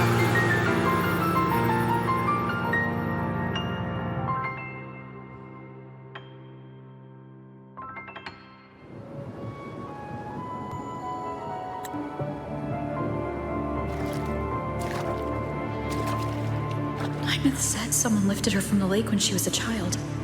That's when she lost her talisman. It wasn't my past self who saved her. It was me. Right here. Right now. My failure to save Aemeath? Has it already become part of Lahai-Roi's chain of cause and effect?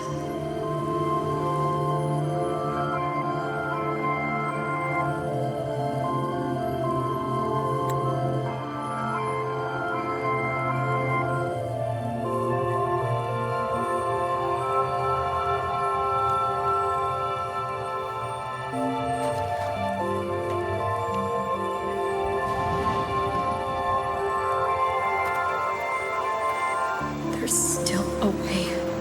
I can't give up here.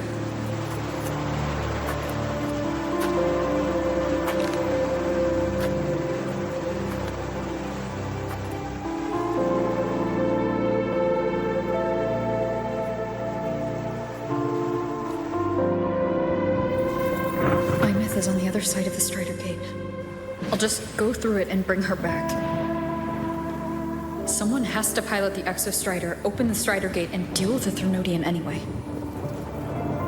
I'll do it. The odds are slim. But they're not zero.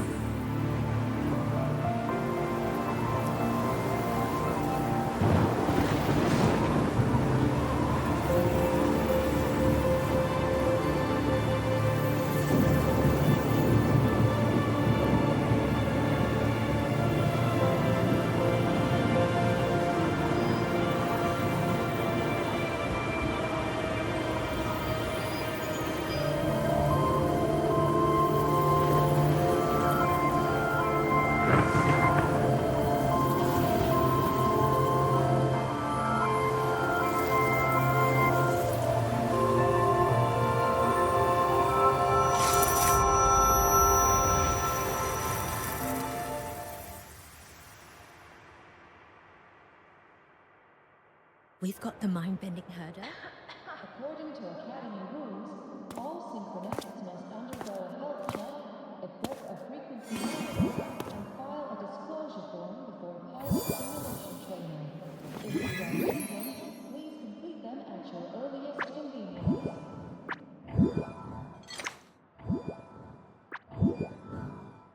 It touched the talisman, then ran away. Is it trying to lead me somewhere?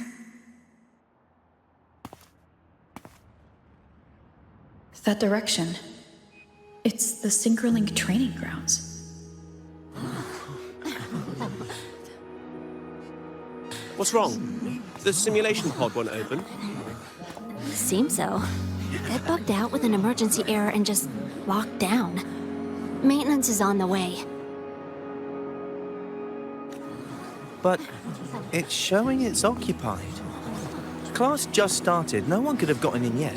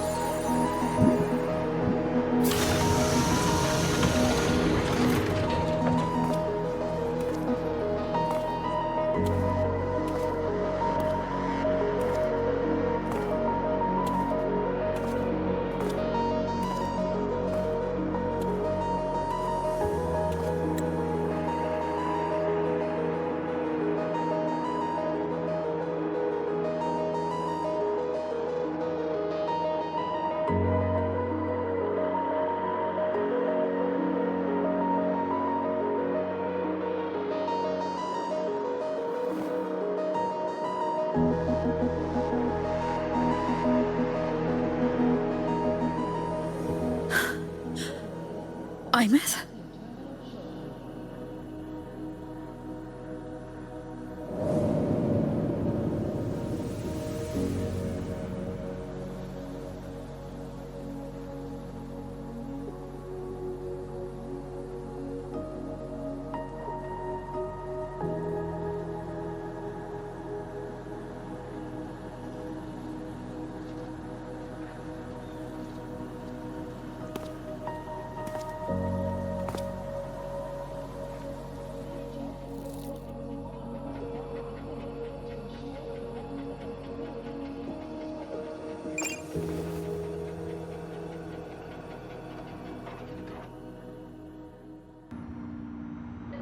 The train for Star Torch Academy and the Frostlands will be departing soon.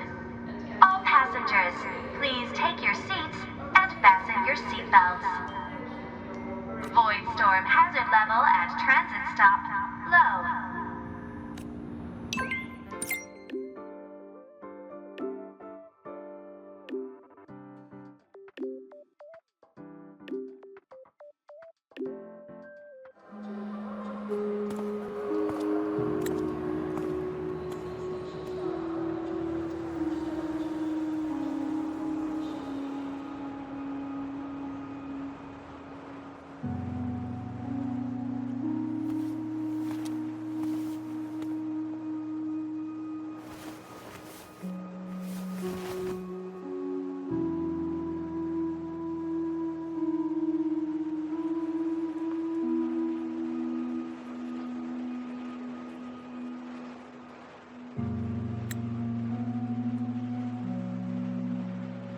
This is her paper plane.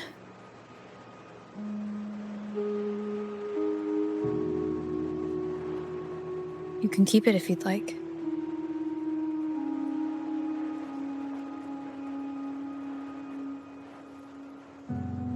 I know you're not Aemeath. You're only a piece of what she left behind, kept alive by this talisman. But if you exist, it means she's still alive too, doesn't it? Otherwise, the Solaskin couldn't have brought you back.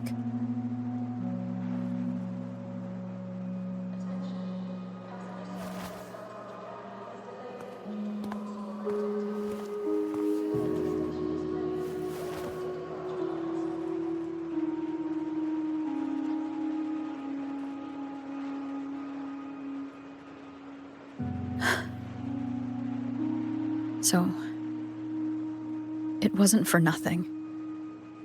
If I hadn't gone looking for Aemeath, I never would have found this talisman.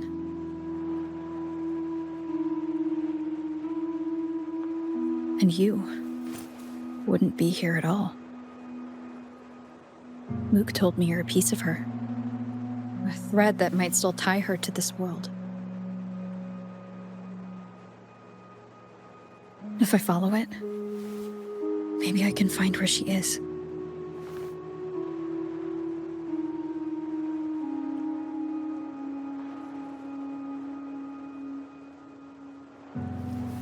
He might have only said that to comfort me. No one has ever seen what's beyond the Strider Gate. It's all just guesswork. How long has it been for her since she was pulled into that chaos? Is she still alive? And if she is, how much longer can she hold on?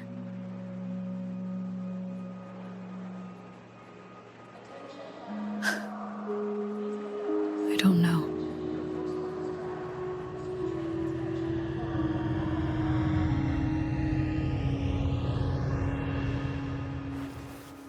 But I will hold on to hope. Because the world she saved is so full of it. So peaceful. And so beautiful.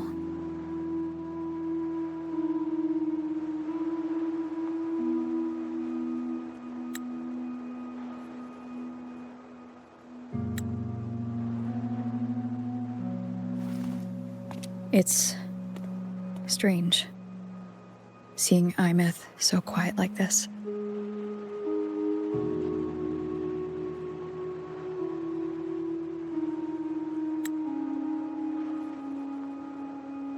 I will cross the Strider Gate and bring you home. Wait for me, Aemeath.